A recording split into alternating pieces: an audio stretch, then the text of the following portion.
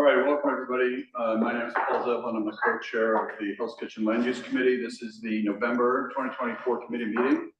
Community Board 4 has a hybrid policy that can be found on our website. Board members are expected to attend meetings in person unless they have a disability and/or an extraordinary circumstance. Excused members and members of the public will still be able to participate in virtually. Members who are joining via Zoom must leave their cameras on. This meeting is being streamed live on our YouTube channel and a transcript is being recorded. For tonight's meeting, we have one item on the agenda. It's the land use application for the Western Rail Yards modification. Just as a reminder to everybody, the way we conduct our meetings, we'll have a presentation from the applicant. The committee members will then be able to ask follow-up questions on details of the presentation itself for clarification. We'll open up to public comment. Public members, both in person and on Zoom, will be able to offer their commentary. We will then return to committee for committee discussion on what we think, the more subjective, try to ask technical clarification questions at the beginning. Then we'll have our own conversations about our thoughts on the application afterwards. All right. So again, I'm Paul Devlin. I'd like to just have everybody just quickly say their names from the committee. Dino Arenas, member. Sanford Miller, member. George Ducha, member. James Dawn.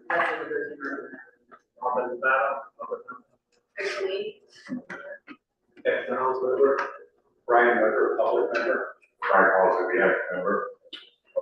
Excellent. Are you ready? Can you, whoever's presenting, one of them introduce your name and then start the presentation? Thank you.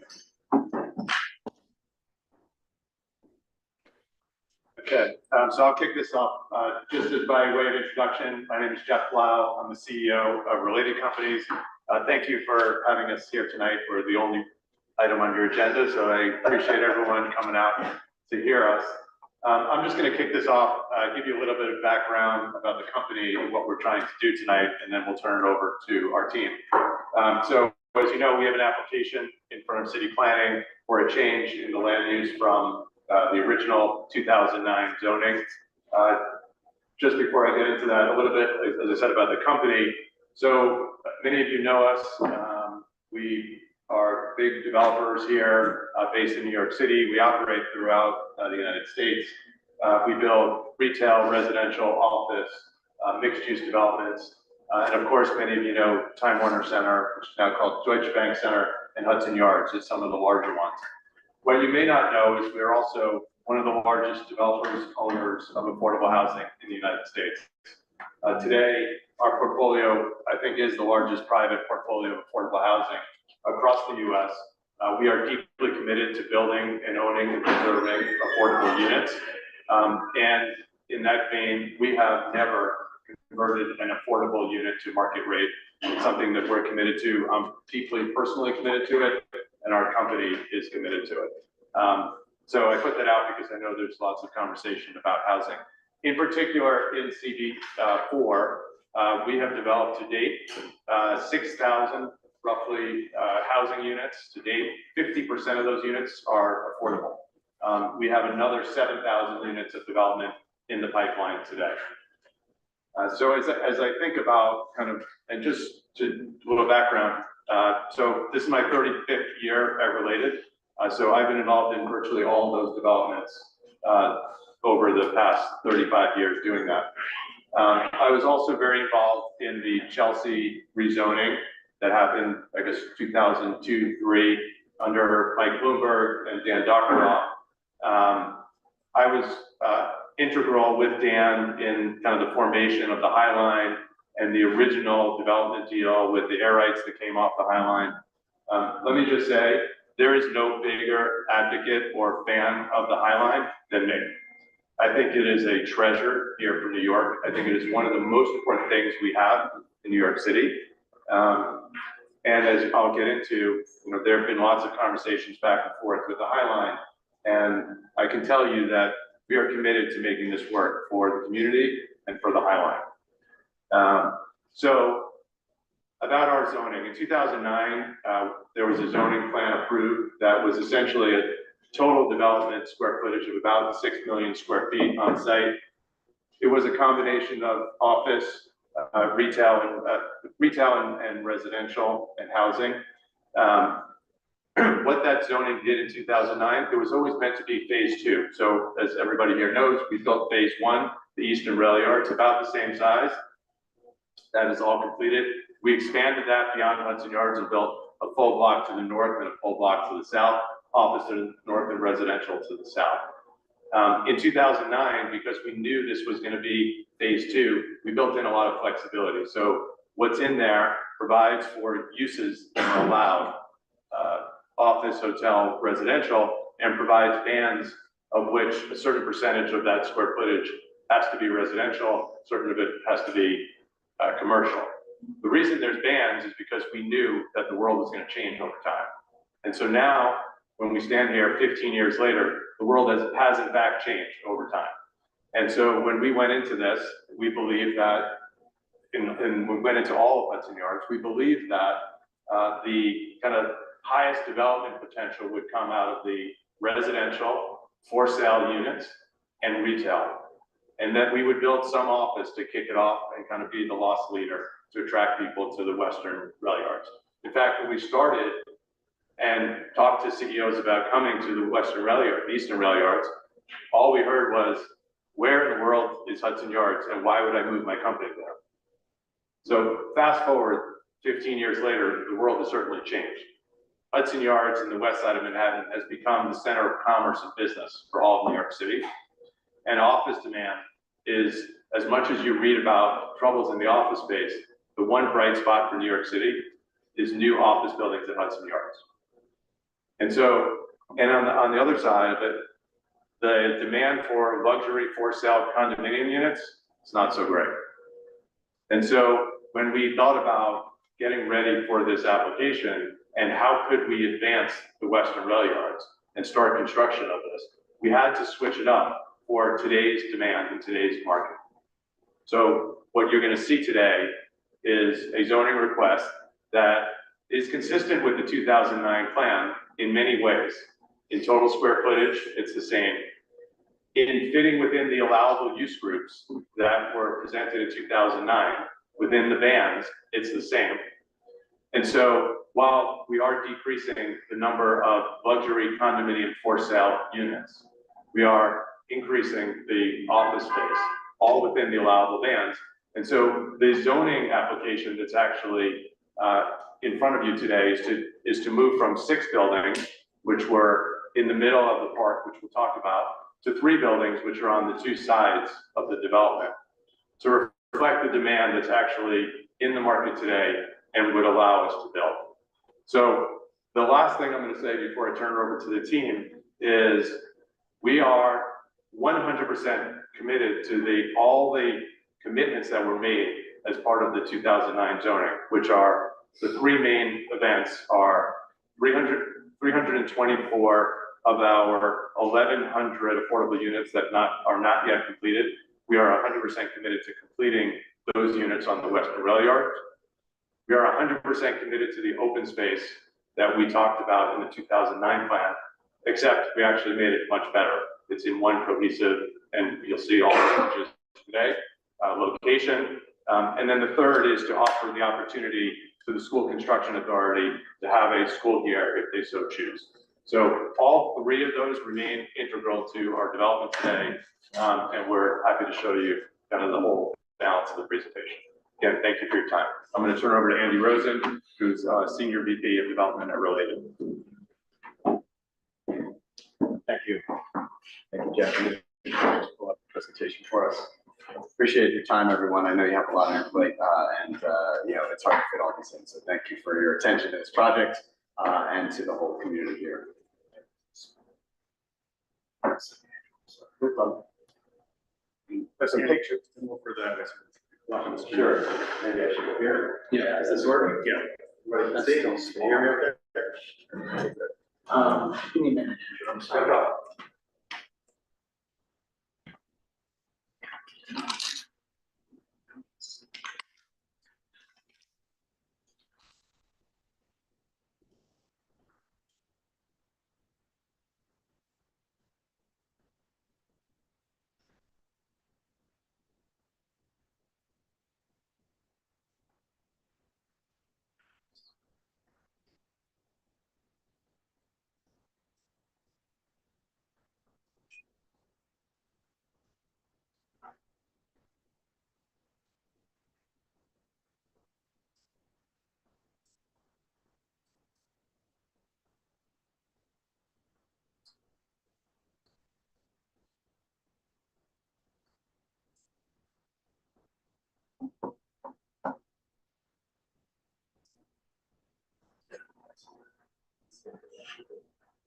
Great.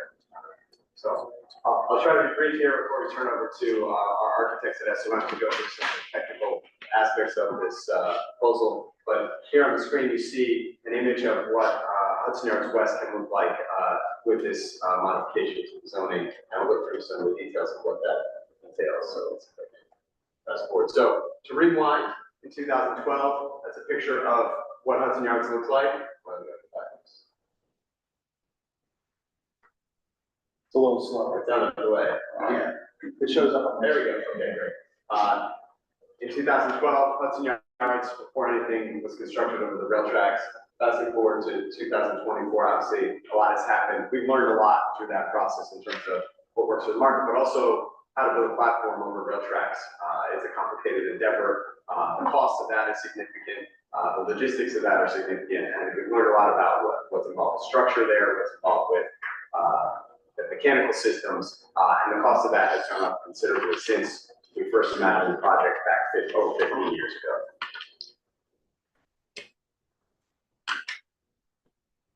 And this is an image of what that Western Yard site can look like with the park in the center. We're calling that park Hudson Green, and it's a real connective piece between 11th Avenue and the High Line and then out to Hudson River Park, completing the system of parks that's been built over this neighborhood over the course of the last decade or so. Go into the buildings a little more specifically, 3 building sites. First, on the far southwest corner is a residential building, 1,500 apartments. Over 300 of those are affordable units. That's, again, the commitment that we made to 324 to finish out our affordable commitment from 2009 zoning. An office building with a school in the base K through 8 at 11th Avenue and 30th Street. And then a building on the north side, which is a resort planned with 1,500 hotel rooms, some residences above that, and that will create over 5,000 jobs in that project. So the centerpiece is this park, 5.6 acres, as big as the open space at Bryant Park, really significant addition to the neighborhood. I want to talk for a second about transit and connectivity here. That's something that our office tenants and our residential tenants care quite a bit about. You know this, but we have worked over the last decade plus. There's been the 7 train that's opened here. There's also been the Moynihan Train Hall, which we were a part of.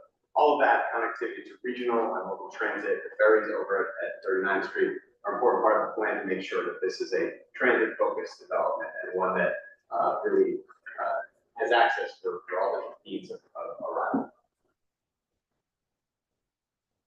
This slide shows a comparison of some things that Jeff talked about at the beginning, the commitments that we made in 2009 and how we're looking to achieve those now. One of the main things we're looking to do is deliver these as soon as possible, right? It's been 15 years. These are things that we talked about with this community board and other stakeholders in the community back in 2009. And we'd like to deliver them as soon as we can. We view this project as the way to achieve that. So we've talked about the density. The parking actually is a reduction, 1,600 spaces that were previously approved down to 725. The daycare, community facility, the school, all continue to be part of our plan, and the open space gets a little bit bigger. This is our. Yeah, apologize for 1 second. For board members to know, this presentation will be added to Dropbox. So don't worry about crazily taking notes and everything. We'll have that. This is our residential building on the southwest corner, 1,500 units as we discussed. And this is a map, something Jeff mentioned earlier as well. All the residential buildings that Related has in Community Board 4, it's a pretty extensive list. 6,000 to date, roughly half are market, half affordable, and another 7,000 planned, including those 1,500 on the Western Yard side. That open space in the center here, this is another graphic that illustrates that, that connectivity from 11th Avenue to the High Line and out to Hudson River and 33rd Street, which Esmond will speak more about as it's reconfigured. So this is an extensive rethinking of the open space here in a way that we view as tremendously positive. This is an image of that open space. And with that, I'm going to turn it over to Kim Hartley from SOM. He's going to go through quite a bit of detail on the plans. Hi, I'm Kim Witness, Kim Merrill, and I'm going to walk you through the master plan and the thinking behind the proposed configuration of the master plan and public space. Site F was part of the larger Hudson Yards zoning, the re-envisioning of transformation. Over the last 15 years, a lot of that transformation in the built environment has happened and continues to happen. There's more along Hudson Boulevard. And on the west side, this is the next key piece that really will terminate the west bounds all the way and extending the transformation of the urban fabric all the way to the river. But not only the built environment, there's also a lot of other ground that have helped over those 15 years.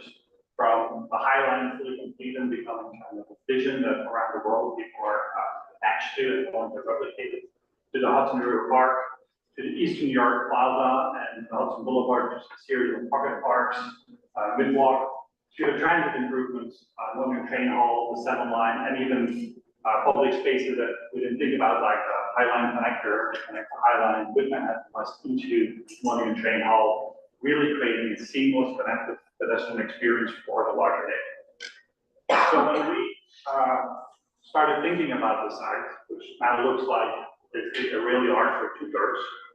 So the majority, much bigger amount of square footage is defined by rail tracks.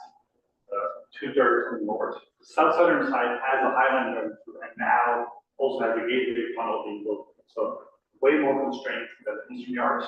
And from the lessons learned on the Eastern Yards, thinking through how to build above that and implementing the requirements for the railroads has informed our rethinking of the master plan together with the public ground and the building environment. We really anchored our thinking around city planning's main frameworks of creating a continuous open flow of public spaces, creating a large space that has a view of the river, creating a neighborhood that is connected and provide a variety of experience for the users, and really mitigates the different levels that are exist in this area of town. And so that connectivity between Hudson Boulevard Park, Eastern Rail Yards Park, back through sites of the Western Rail Yards to Hudson River was really key in how we started thinking, together with the constructability of the platform and all the logistics that go along. So, as Andy and Jeff mentioned, the key idea was really transforming the public space rather than a series of parks between buildings and a contiguous space that connects Eastern Rail Yards public space, 11th Avenue, seamlessly all the way down to 12th Avenue, both horizontally westbound, but also vertically down to the lower level at the southwest corner of 30th and 12th Street, with then the access to Hudson River Park. This park will be also transformatively different than the other parks. Key was to think about this place can be as an additive place that is different and brings something new to the neighborhood that doesn't exist in all the public spaces that already have developed over the last 50 years. This space starts with hardscape and then quickly transitions into a very lush landscape dominated public space. The design is envisioned to provide new types of public amenities, spaces how to use them from daily activities to weekly and annual spaces. So the design is informed to accommodate these types of urban and neighborhood amenities. The landscape will be anchored in a very rich, ecological, sustainable landscape that's anchored in native plants from the region and really create a variety of experience in a very seasonal oriented environment. And here we have an overview of that public space. The public space on our property called Hudson Green. The majority is in the center between the northern and southern developments, but then opens up along the High Line and 12th Avenue to Hudson River Park, bending north to 33rd Street, as well as connecting south to the southwest corner and extending eastbound along 30th. In addition to that public space, which is 5.6 acres, which is bigger than the original commitment of public space, we also are re-envisioning 33rd Street as part of the connected public ground around this area of town. And we'll walk you through all of this. So currently, this is a view looking northwest from 11th Avenue. So you see the arch front and Jarvis across the street. And the view that Andy showed you earlier really showed you that the singular east-west part connecting 11th Avenue visually and physically for pedestrians, for the user, to Hudson River Park is really transformative compared to what was there before. Before there was two buildings in the center and two vehicular streets northbound of that center. And so this truly transformed the public space into a singular public open space, void of any vehicular cars, and moves those cars to the north and south side. Here's a view where we're in the center, looking eastbound. We have the northern development, the building on the left side of the picture, and we see the eastern public open space, the vessel, and the entire city from beyond. And you can see that it's a very lush landscape, dominated public space, benches, lawns, shade, sunset, some spots, a really variety of public spaces. Together with the framework, we are also embedding in zoning applications series of amenities and components that are key to the success of the public space. One is connectivity, primary and secondary circulation routes that allow the pedestrian easily get into the space, to the lawns, to the different types of spaces, connects north to 33rd Street and connects to that, as well as down to the lower southwest corner of 12th Avenue and 30th Street, creating a seamless integrated public program with a variety of different program spaces. Some of these program spaces are embedded into the zoning application. We have 1 acre of lawn split in a western lawn facing the river and an eastern lawn more in the center, more secluded between landscape. We have maintained the playground, the playscape, but we have moved this to the south side between the two developments, between the residential and the office. So it's exposed to the south side of the site, and we'll have dominant daylight and sun. And then we've also introduced an active recreation opportunity on that lower southwest corner on the 12th Avenue and 30th Street. In addition to that, all the landscape will come with requirements of ground cover, trees, etc. And here you have a quick overview of what the 2009 plan versus the current plan is committing to from a public ground operation. As you can see, a lot of the commitments are bigger. It's not equal bigger from the tree count to the total softscape, from 107,000 to 136,000, the quantity of benches with seats, almost 50% more, but also some additional amenity spaces that previously were not even required, particularly towards bicycle parking and public bathroom within the public.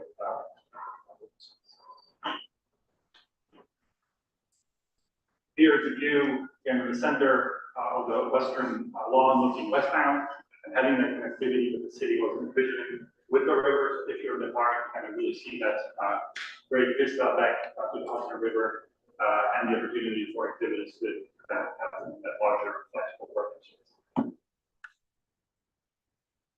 Moving down to the south, 30th Street. Here's an existing picture. We're standing along 12th Avenue, moving eastbound on 30th Street.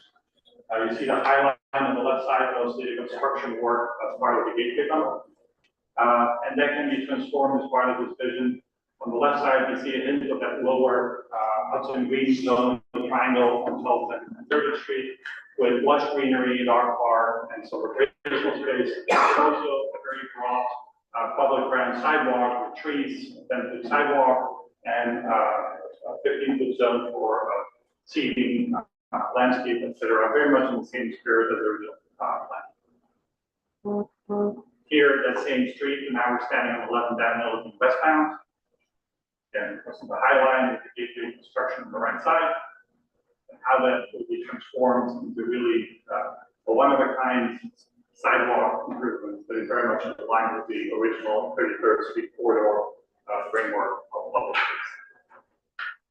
Underneath that, this will be also the access point for the daycare, the school, the residential. The 33rd Street will be really an active public street with a great sidewalk adjacent to that. Moving to the north side. The north side of 33rd Street, we've integrated that street as really a part of the public framework and allowing you to both engage the northern development and the southern development and a new 33rd Street transformation. We all know 33rd Street as a blocked off road, a deep slope that's currently used for police parking, and it's not really can drive through. A key element that we see in this picture too is a wall here, the beige wall. Right behind that wall are the line railroad trains idling, waiting for pulling into that station. One of the key elements in the whole plan was this was never going to be an active street frontage. Our proposal is to basically eliminate the slope and align 33rd Street with 11th Avenue. And we designed it as a public street with tree lines across the full length and a terminus turnaround at the western end where people can access both the public Hudson Green Park as well as the Highline connection will walk through. And then this is a view of that same structure now elevated to the same elevation as 11th Avenue, the roundabout looking eastbound, and really seeing that as a great New York City street, tree lines, and right behind us we would have access to the Hudson Green as well as the Highline. Embedded in the variety of spaces are key urban connectivity, both vertically as well as between the two dominant public spaces, the Highline and Hudson Green. We had one on the northwest corner, 33rd Street and Hudson Green, and one on the southwest corner, the base of the residential tower at 30th Street and 12th Avenue. Each of these consists of an elevator, a stair, right adjacent to an access point to the Highline. The access point is part of the biggest commitment of creating connectivity between the Highline space and the public open space on the western areas. So here, a section through, the stair and elevator will connect both 12th Avenue to the lower portion of Hudson Green, adjacent to the Highline connector, as well as 33rd Street elevation of the roundabout. And the southwest corner, the base of the residential tower. Here on the left side, you see the 30th Street level plan that's normally around elevation 6. We have the recreation area, the dog park, and path that leads to the two red dots squares in the picture there, which is the stair and the elevator that are located at the base of the residential tower. And they will provide access to the upper Hudson Green on the second plan there, right adjacent to the Highline intersection. Create seamless connectivity between the different public open spaces. Make an easy connection. Here's a view standing at that lower Hudson Green, looking northeast. This is where the Highline bends north. You can see on the east side of the Highline stair and the elevator there on the right side with the little man in it, allowing clear pathways and visibility to reverse up.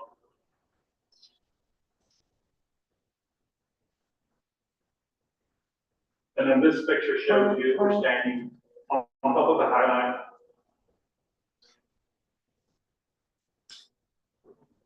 We're standing in the Highline, looking at the same direction into Hudson Green. And this is where the connection with the Highline happens, Hudson Green and Highline. And kind of faintly, you see the people coming up the stair on the left side of this connection and the elevator on the right side.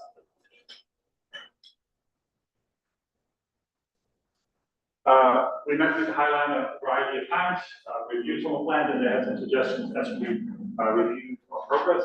Some of those were actually really good and formed some tweaks to our master plan. One of them that we'll highlight here is on the 33rd Street Highline.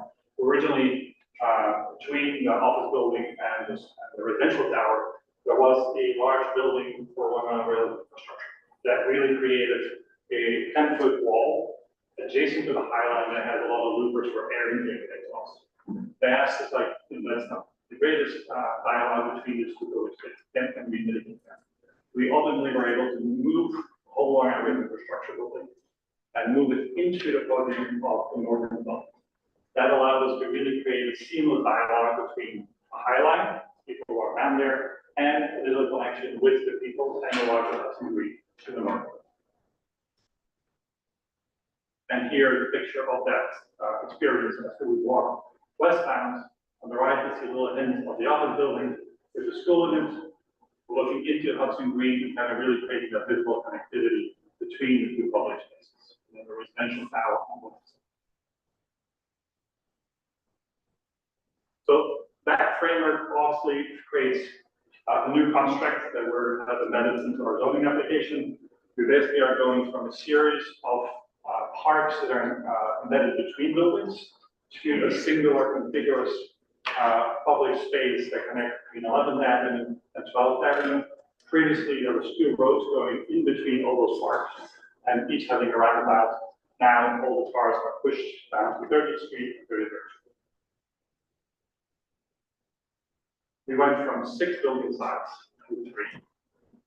That triggered new framing of those criteria for defining the sites. Key elements was also developed further with Highland input, and so the planning originally, the podium was kind of on the side C was a straight wall. For the full length, we kind of stepped it to allow the public space to open up as you traverse westbound to Hudson Rivers, opening up that vista. And then this is then the construct picture of the built proposal with the park really coming between the development and then opening up as it meets the West Side Highway and Hudson River.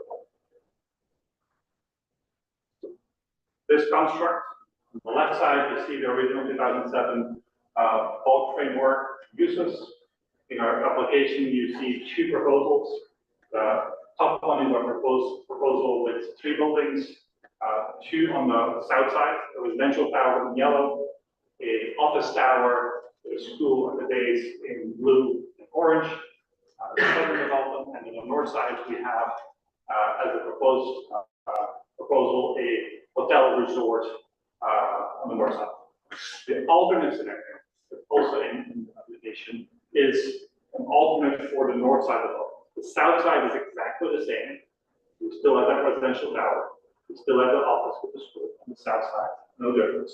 But on the north side, this would be then a mixed-use development with office, hotel, convention center hotel, and residential. Same FAR, old framework that Jeff just said.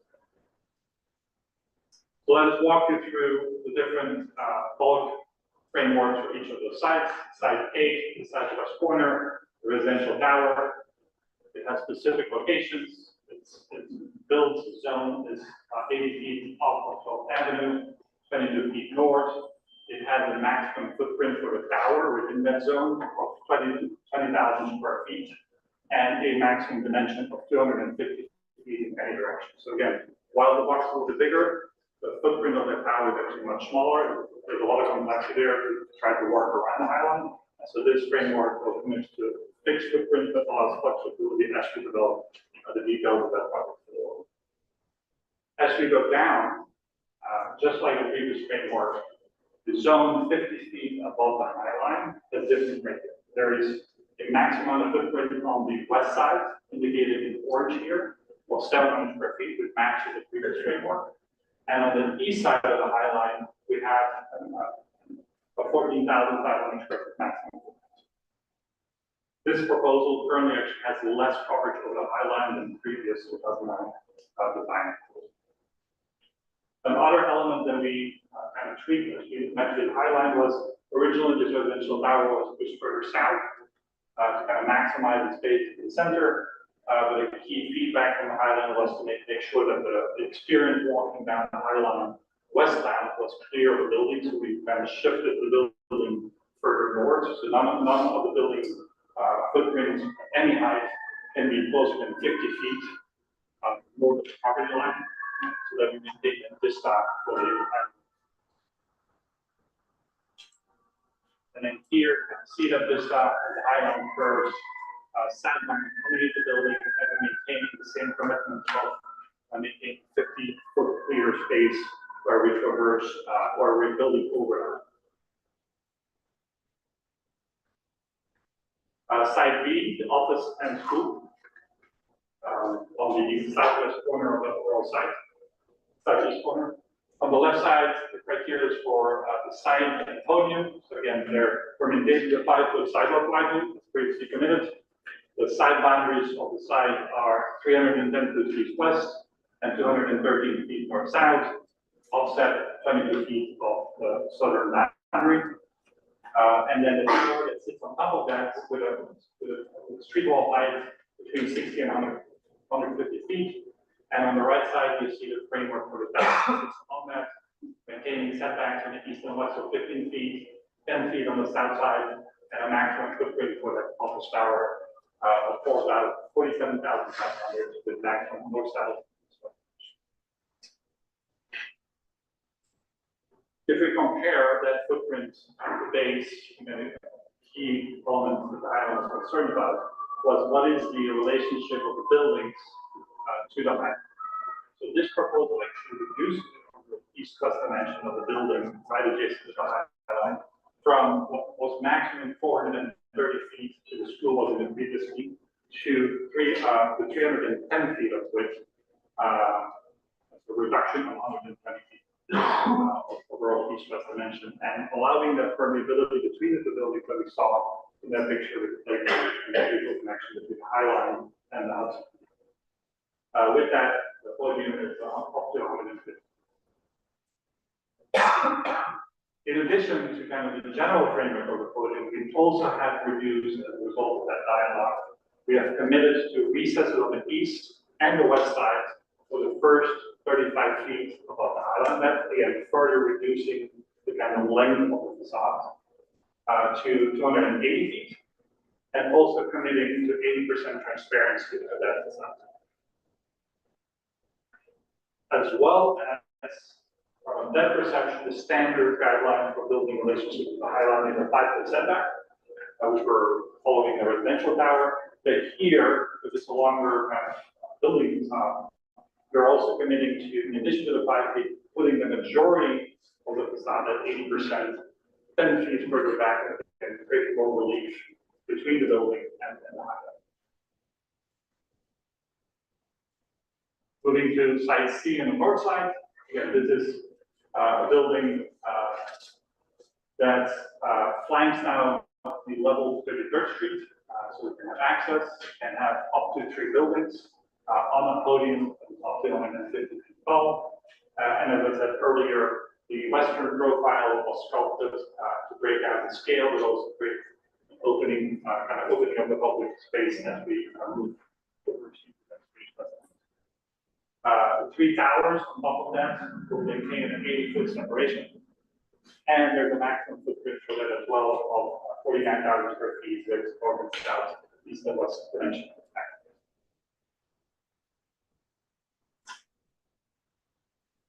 So remember, this podium now has absorbed a series of things. This building sits on 100% rail tracks. There's not an inch of terra firma. What does that mean? The platform that goes right above the train tracks. Those that have looked at 11th Avenue see there's very little space. And the top of that 3-foot structure is basically flush with 11th Avenue. What that means is all the infrastructure that Long Island Railroad is requesting to be incorporated now that we have capped the rail cars needs to sit on top of that. So basically that means it sits within the podium of the tunnel. There's a plant that sits on top of that basically extracts any smoke and any fire events, as well as a large Long Island Railroad fan that basically extracts all that air, and the generator plant that used to sit on the south side that we have eliminated and moved. So there's a substantial amount of square footage there, and some of that is quite long, 10 feet of plenum and a 42-foot tall mechanical space, purely for the wire infrastructure. In addition, all the buildings, typically basements, loading up, parking, mechanical space, none of that can exist here for upgrades. All of that has to be above grade in that building. So that triggers a certain amount of program that normally sits below grade or doesn't exist in the building. That together with either a scenario having programming needs of the resorts or the mixed use convention center hotel ballrooms, and office buildings, amenities, etc., that creates the bulk for a podium up to 150 feet, and then above that, tower regulations that we just went through. In addition to those parameters, when we showed the views and the renderings for the proposed resort scenarios, the plan was really, liking the way we had sculpted the facade and broken down that scale with recesses. So in the zoning proposal, we will see commitments to embedding this type of architectural features, the recesses, diversity of locations that are up to 30% south, east, and west sides to kind of bring down the scale of this place. Independent of what's the proposal of. In addition, in the current construct, there's no real retail designated zones. And working with city planning, 2 corners were identified that were really key to benefit the public space. The southeast corner of Site C, as well as the southwest corner of Site C. The southeast corner is where people basically can cross the crosswalk from the eastern yard, where we have committed to deeper recess, as well as retail activity on that corner, to really engage the public with the public space and allow for enough capacity for circulation. On the southwest corner, the picture on the left, there, same, together with kind of stepping of the building form, we also are committing to activating that corner, but also creating a sense of transparency. So again, opening up the view as one very good corner to maximize the connectivity between the Hudson River Park and Center Space.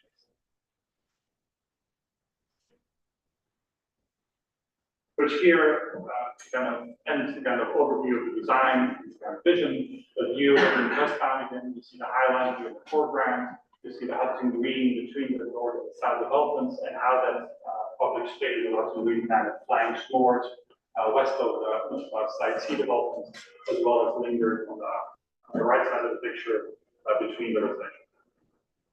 And with that, I will hand it over to you, please.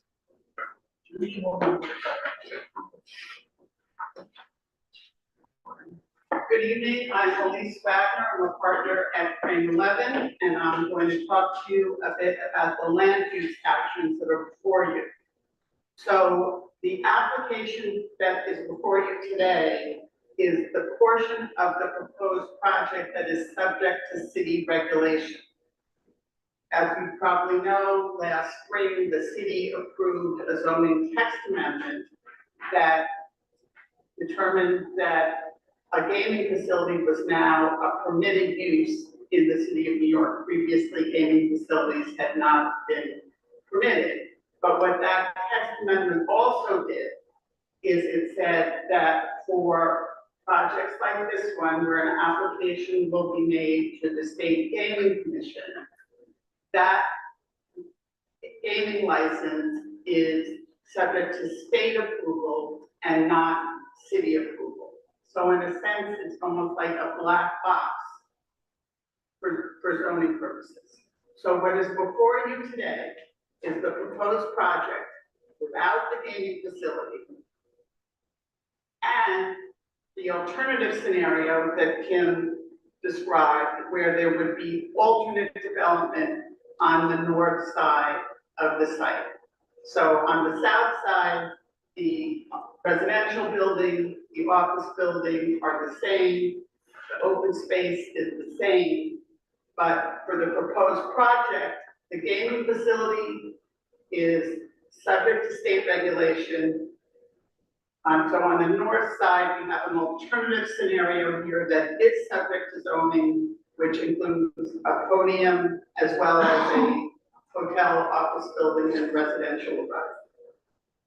So the site, as Jeff said at the beginning, will continue to be designated as a C64 district within sub-district F of the Special Hudson Yards District. No change in permitted uses, no change in permitted floor area. The actions that are before you are listed here. I'll go through them briefly. There's a city map change to modify the grades of 33rd Street, that's the street on the north side of the site, to align the street with the current level of 11th Avenue and align it with the height of the platform. So essentially, as Ken showed you, the street as it will exist will be at the height of the new buildings and the height of the park. The second action is a zoning text amendment, an amendment to the text of the zoning resolution to expand the applicability of a special permit that already exists for heightened setback, and we're expanding it to allow waivers for ground floor level requirements, and public open space regulations. The next action is to grant that special permit to modify the ground level requirements, building locations, height and setback, the reference plane, which is the height at which the height and setback is measured from, the curb cut width at, on the north side to allow that turnaround that you do, and to allow modification of open space requirements to allow for the open space design that we've been showing you. The last public action is a modification of the restrictive declaration. As you know, there was a restrictive declaration that was approved in 2009 to memorialize all the commitments that were made about affordable housing and the school and so on. All of those commitments will remain, but we are going to amend the declaration to add the requirement to have that turnaround, which is on the site, not within the public street, and also to incorporate the specific public open space requirements that Tim described in terms of what needs to be in the park and how large the park has to be and all its components and so on. So those are the public actions. I'm now going to turn it over to my colleague, Tony Finger, from our environmental department to tell you a little bit about the environmental review process.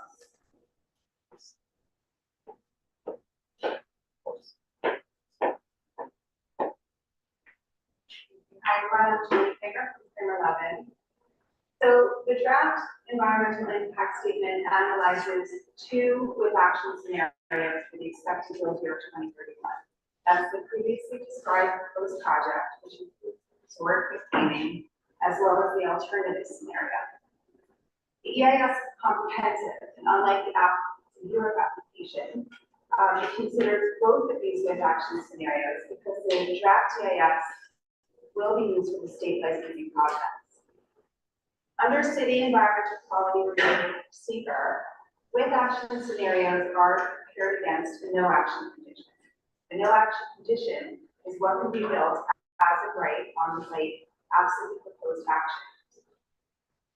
Here, and it's the increment between those with action scenarios and the no action that is considered for environmental impact review purposes. So here, the no action condition is based upon the maximum commercial scenario that was analyzed in the 2009 Western Rail Yards EIS. However, to account for current market conditions, it is conservatively assumed that the full build out of the available floor area on the development site would not occur by the 2031 build year under no action. Yeah. So you can see the difference here, the buildings that are highlighted in red. The no action condition assumed that this building in the southwest corner and the two buildings in the center of the site wouldn't be developed by 2031. What this does is create a larger increment for environmental impact review purposes and a more conservative analysis under seeker. Then for each technical area, the more conservative with the action condition for that specific technical area was analyzed against the no action condition. However, for many of the technical areas, both with action scenarios were analyzed to ensure that all potential environmental impacts were captured. Impacts or the potential for impacts were identified in several technical areas, which are listed on the slide. Again, because the no action did not assume a full build out, the incremental impacts were greater than if the full build out was assumed in the no action. So for example, for shadows, the draft EIS identified shadows impacts to vegetation on that portion of the High Line that's located on the development site. Those shadows are consistent with the shadows that were identified in the 2009 FEIS, but because that building that's in the southwest corner was not assumed for the no action condition, the with action condition in the draft EIS shows a greater shadow increment. However, as we did note in the draft EIS, since the design portion of that section of the High Line is not yet been finalized. The applicant can work with the agencies and Friends of the Highline to identify appropriate shade tolerant plantings for that portion. Similarly, for transportation, impacts were identified for traffic, transit, and pedestrians. Again, the more conservative analysis identified a larger number of impacts. For traffic, the EIS included a very extensive traffic study area that was made up of 75 intersections. The width action condition, what was shown in the EIS, would actually not be very different from the conditions that would occur without this project. But because it was analyzed in a conservative manner, we did identify a number of impacts as they are defined by seeker. But in many instances, or in some instances, those impacts could be as little as an increase of 30 seconds of vehicle delay through an intersection over the no action condition. The applicant is going to coordinate with the Department of Transportation on mitigation measures. Some of the identified impacts can be mitigated through standard mitigation measures like signal timing. The applicant is also planning to undertake a future traffic monitoring plan to further study the actual conditions on the ground where development is operational, and will work with DOT at that time to assess the mitigation measures that are in place. The draft EIS also identified a potential mobile source air quality impact at these intersections and potential operational air quality impact on the western facade of the Building C podium from emissions from the Long Island Railroad platform ventilation system. Lastly, temporary construction impacts were identified for construction traffic and noise. The construction, air quality, and transportation analyses are now moving further refined for the EIS in consultation with city planning and DOT. It's anticipated that this more refined analysis is going to show that some of the impacts may actually be eliminated, such as mobile source air quality, and other impacts may be further reduced, such as construction noise. For the areas where the impacts are still identified, the applicants can work with city planning and the appropriate agencies to identify appropriate mitigation. That's our presentation, and we are available to answer questions.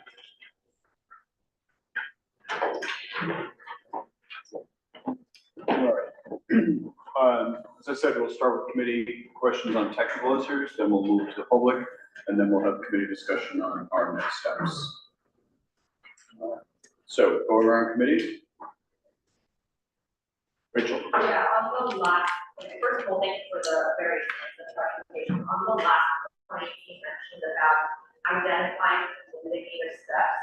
You share with the public what's going on. For which technical area, for each of the technical areas, so for example, for transportation, the applicant would work with the Department of Transportation to identify appropriate information for something like traffic. It could be standard signal timing measures, or as I mentioned, traffic monitoring. My apologies, but maybe more specific. Yes. Specifically, the thing about shadows and air quality and noise, basically it impacts. And impact. So I'll take them one by one. So for shadows, the applicant will work with the parks and with Friends of the Highline. The impacts are to vegetation on the Hudson Yards and Oak Square Gardens, and also on the portion of the Highline that's on the development site. So when it comes to something like vegetation impacts, usually it's finding the appropriate plantings or species to put there that can tolerate the shade. So they will work with those agencies to make sure that the appropriate plantings are there.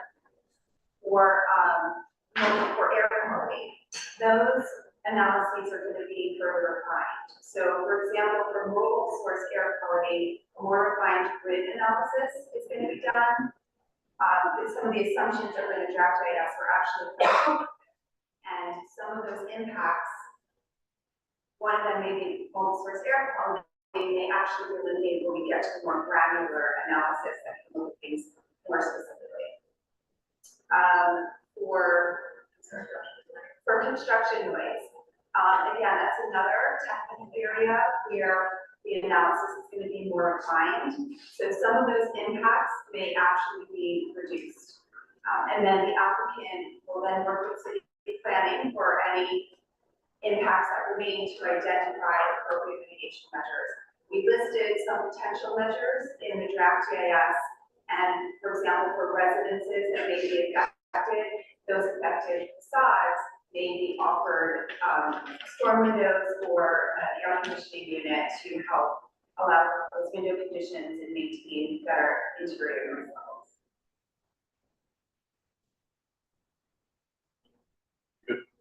Yeah, given that a lot of the sound contingent on further analysis, it'd be great if you could follow up with us for specific.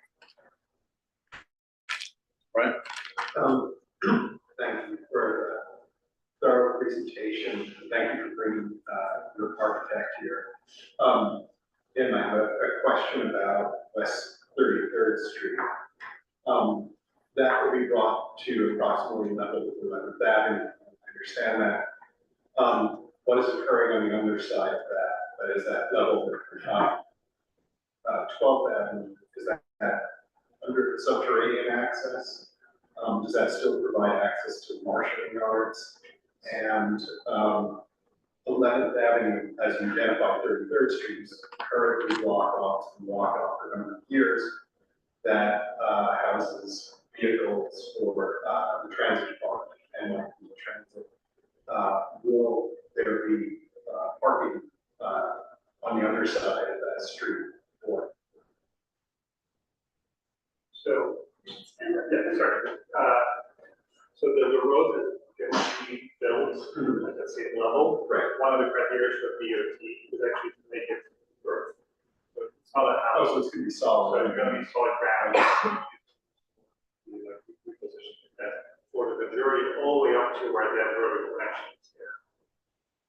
There is a very short, as it's on that section, there's the ability for cars and services to go under the island terminal, so that turns into Martian cars.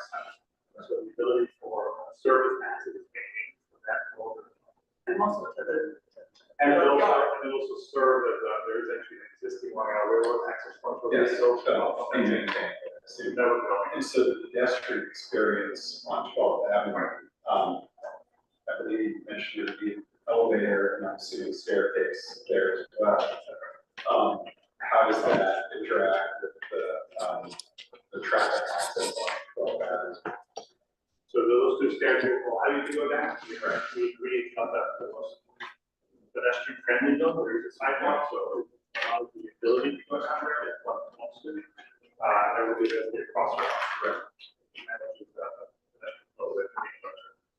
And I also just want to clarify, there's a separation between Hyman as it goes along 12th Avenue and the proposed contiguous open space. That's right. And so there's a gap between the open space and something to walk out directly up to the highway.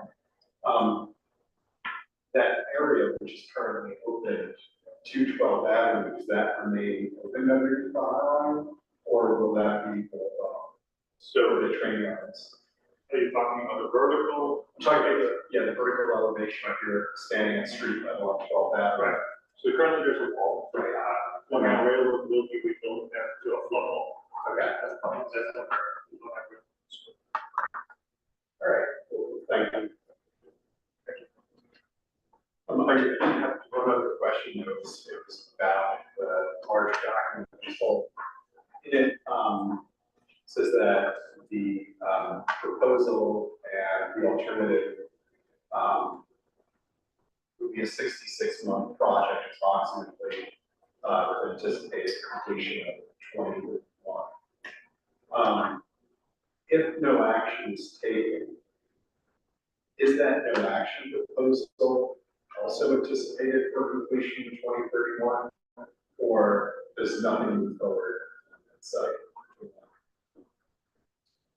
Answer that. What we've assumed in the environmental review is that some of those buildings get built, but not all of them. That's the issue we had through that over time. Okay. proposals, those three red buildings would be the ones that remain on the south side.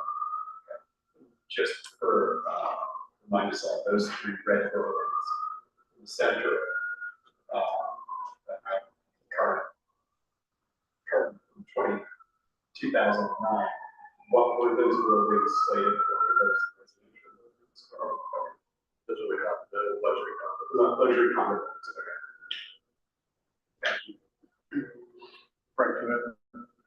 Frank, Kevin? So, yeah, on the technical side, and then mostly for Elise. So the reference plane you talked about, did I understand this correctly in reading that? Basically, the reference plane is at a lower elevation, and you would increase that? That, not what I read? Chairman probably explain it. As you know, the grade difference is changing across all sites, and it's one gigantic zoning law, the way typically you do an average curve cut. But this case, because the roads, the high line on the west side separates it from North Avenue. The methodology of measure zero is not as clear. So we planning to say we just want to find a simpler way to define the zero. But it exists today, I believe, in the zoning. What is it today, and what would be proposed to? It's normally average curb level, but how do you measure that? You have 4 different streets with You're averaging. different corners, and as far as I understand, each borough does it differently in the city of New York. So as Kim was saying, it's very confusing how you would determine what that average curb level was. So the decision was made here for this large site to just figure out what the zero was and use that. Which is at the level of 11th Avenue from what I read. So effectively what that means by not an average, particularly 11th Avenue, that the base, that the footprint of your building starts at a higher level all the way through, irrespective of the average. And there is more overall height. That's kind of what I was trying to understand. An average is going to be, if we're here, an average is somewhere in between. If you're here, then you're here all the way through. So therefore, everything starts from this side and goes straight up. Well, but the platform is all going to be at that level. I understand that, but it's the, You're correct. I think I'm correct, right? You're correct. Okay, just wanted to make sure. I was very technical. The platform is the one we start to establish. Exactly. So the next question is, in your analyses on impacts, to what degree have you engaged with you're running in a concurrent timeline with the Port Authority bus terminal replacement expansion? Give us some information on that, how you're, because I mean, we spent an incredible amount of time, Elise, on this. And here you are at this weird juncture. You'd be concurrent. So to your environmental person, signal timing ain't just gonna fix it, because there's a lot of stuff happening with the duration of construction on that. So how does that work?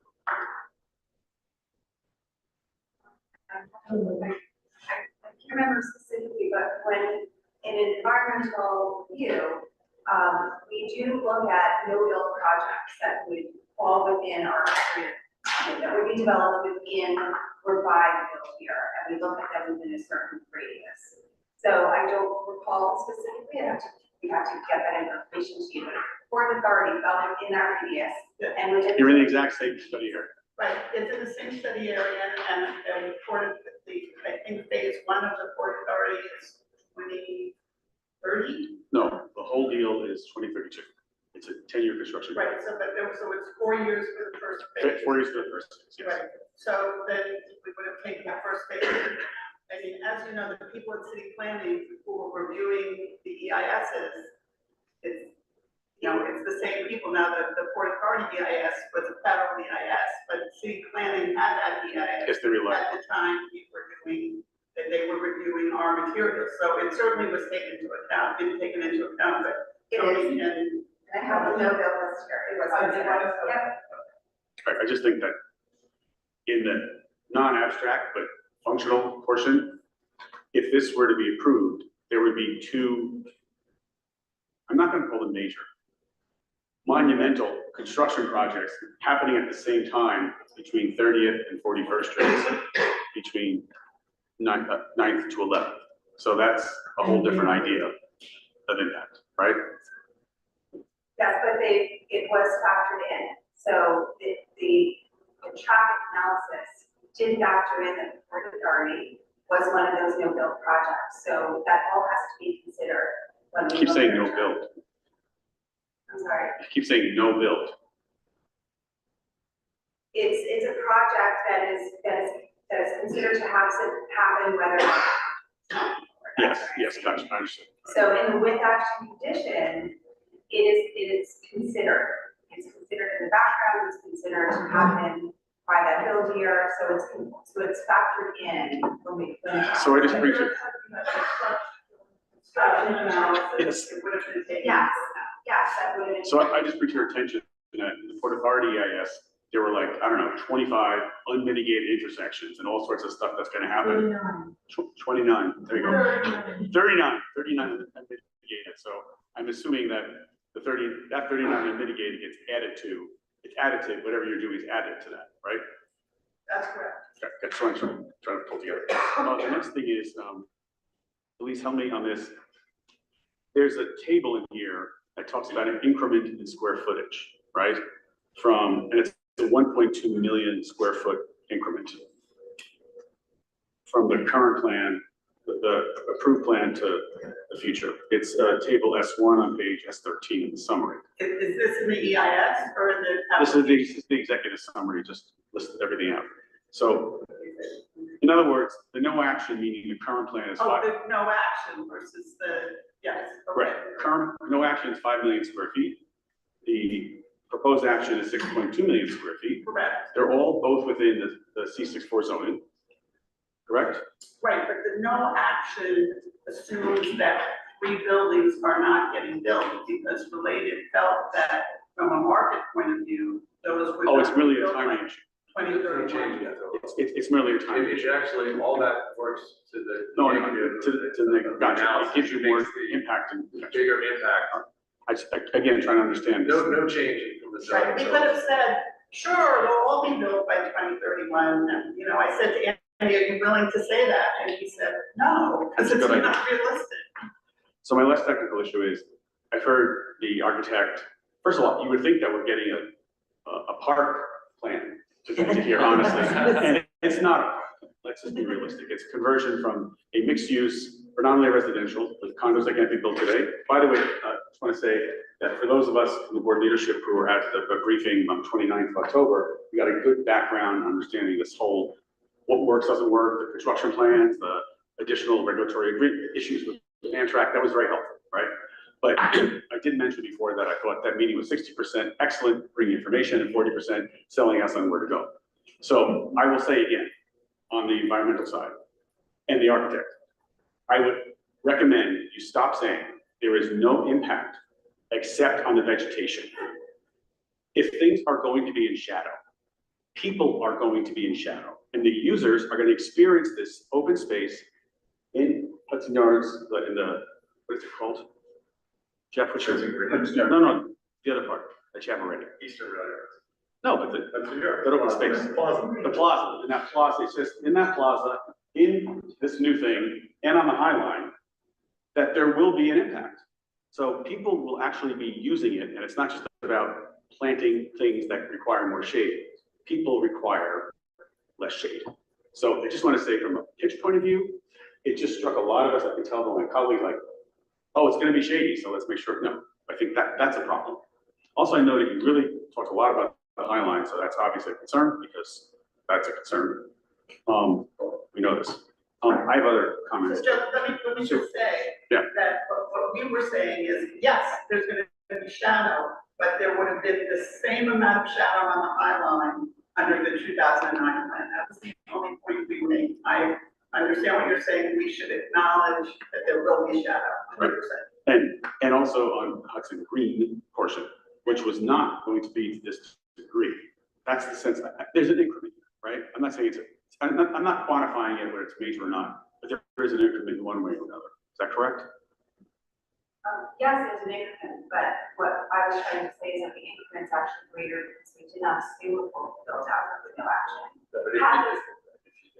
No, but I'm in the reality, but if you did, and we got past the bits and pieces of this, there would be an increment. I'm not saying it's a million, I'm saying it's like 10 hours, but it is something, right? Is that correct, Lisa? There's more shadow than if you built a park today, yes. I mean, if you built a park, Under the current plan of 09. but I think what we're saying, if you compare the currently 09 plan to the plan now, there is not more shadow on the park from our current, from the proposed plan. Right, I'm just kind of trying to ferret out that this Okay, information, not like even, I I'm not. think what you're seeing is the technical analysis of those 3 buildings not being built. So if you eliminated 3 buildings, it'd be more fun, right? Right, But if the full build out happens. right, if it were to happen, it's the same, right, okay. Thanks, I have other comments. but- Comments, questions? Can we ask a general question? Or we still have technical? Yeah, I mean, I just don't want to run into too much commentary, allow public to speak first. So just trying to get clarification on the application, what was been presented, what we've seen on our own readings. Was there, James, anything separate? Just ask one more question, and I'm sure it's in, EIS, County Manager, the executive summary. Would you propose an alternative proposals? One is under the assumption that you get the able access to build a casino, 1,700 room key hotel. The other says the alternative would be that on the podium there would be 3 buildings, commercial, hotel, and residential. How many more units of residential does that third that residential building add to the existing? I know, 300. Get your answer. Is it, I don't think it's 300, I think it's 400. 309. Check that. Okay. And then, on the residential tower, the one that's gonna be a part of the final regardless, what was the FAR? That was 10 or 12? So it's 2 FAR on the whole site. 2 FAR, sorry, 10. It's 1.2 million. But for the residential tower, that's the FAR, it's 2. Because it's one whole site, I understand, right, okay. And has there been calibration of that, considering there are changes to say yes? And then voting on that. Yeah, there was no.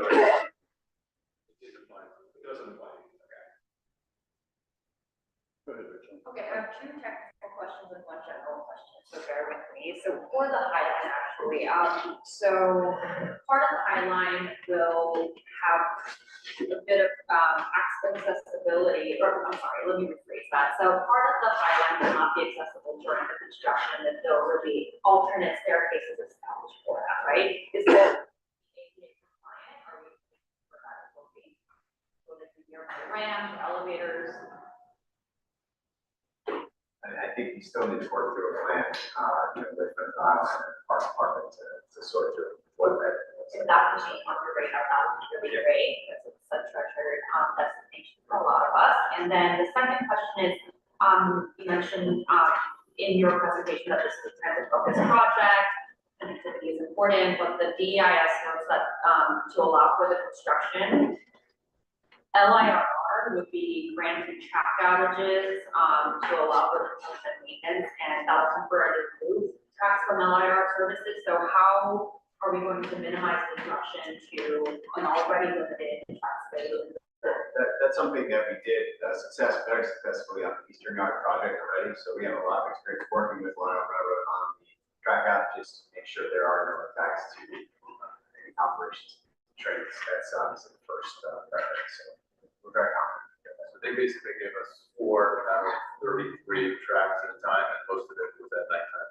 Oh, thank you very much. Okay, that leads to my final question. So in addition to the impact that Joe mentioned, obviously there's product impact, and you mentioned one of your commitments. One of the 3 that you mentioned at the beginning is a potential for a school to be existing at this location, but we're talking about constructing a casino. which has significant socioeconomic and also public health impact, right? So can you explain for like how are these going to coexist? And also curious to know if there are any support services that will be made available for individuals with potential gaming addiction.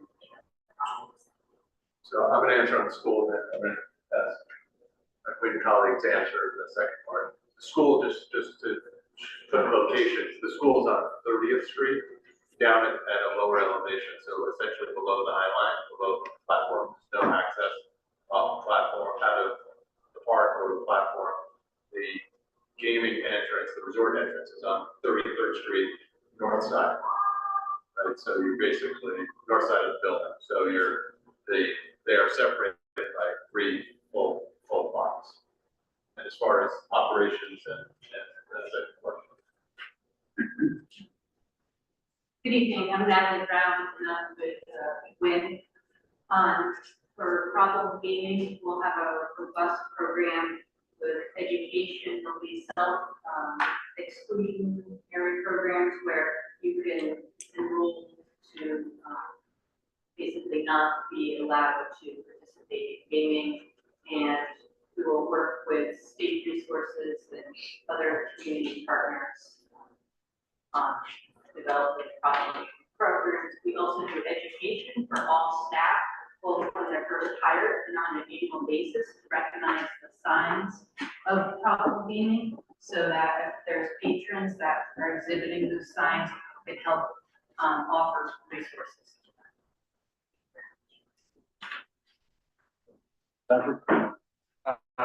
Okay. I'm wondering, component, how much of the frontage on the, maybe in park, but on the streets is going to be retail, and what is going to be the size of those retail storefronts? Is it going to be similar to Eastern Rail Yards, where it's sort of it's like sort of mall, like you have to enter to find the retail, or is it going to be more of a available just on the street directly? Yeah, so the idea here is to do different than the east, where basically you have cafes and tables. You stay on the side of the park, you'll see hardscape areas where tables can go outside, coffee shops, restaurants, all accessible from the park side or on the inside, but they're not an entrance to the resort, they're just for the restaurant, open to the public. So on that building, and then even on the south side, residential and commercial building, there's access to the street, to the park level. So Wait, it's basically, you don't park go versus on the streets? on the park side. On the park side. What about on the street side? Well, on 33rd, there's no retail. That would be the entrance to the resort. If it were an office building? Or an office building. 30th. Right, but would it be if it were an office building, not a resort? If anything, it's a coffee shop. There's really no planned retail on 33rd Street. And on 30th Street, I think. The 30th would be the school entrance underneath the High Line, and there's daycare, all those kinds of uses. So then why did you change, so if you have a change of the transparency requirements for the ground floor, and where does that flow from? So again, this is a little bit of a question of where the ground floor is, right? Because of the different planes, right? So The ground floor where the person walks into a building irrespective of the elevation. Right, so I think Kim could describe it as we did establish requirements for transparency and for that reason. So I think on the side seat, which is the north development, there is specific transparency requirements on the south side facing the park, as well as the east side. They vary a little bit based on some of the constraints of the program. For example, on 33rd Street, independent of the resort or not, or the mixed use one, this is the only spot where we can come with incoming services. But there's some areas of incoming services. Mechanics. Electric building, coming in services, that's the only way to come in. We have one damaged bridge, there's no utilities there. Underneath our site is straight lines. So each of the sites have specific transparency requirements you'll see through there, as well as basically following the guidelines of the current street. How do they differ from the transparency requirements that were embedded in the 2009 zoning? That's what we're trying to. They are, well, the 2009 are kind of not applicable anymore, because currently the the city of Yes has changed all the streets. There's the streets, frontage A, B, and 0, 1, 3, I think there are. And so that basically has changed throughout the whole city, the construct. So those were removed as part of City of Yes, not housing opportunity, that's the past year, that is an economic opportunity.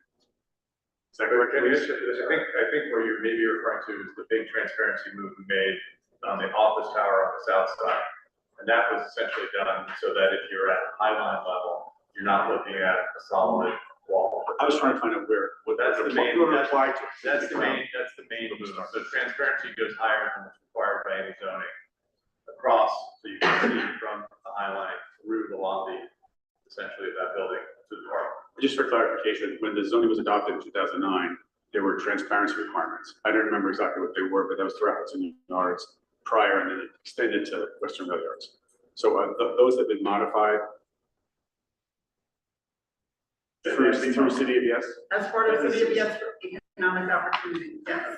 So those were struck out. Okay, thank you. Okay, I guess with that, maybe perhaps not required anymore, but what is it sounds like 33rd is mostly not gonna be, retail on the street for like technical reasons.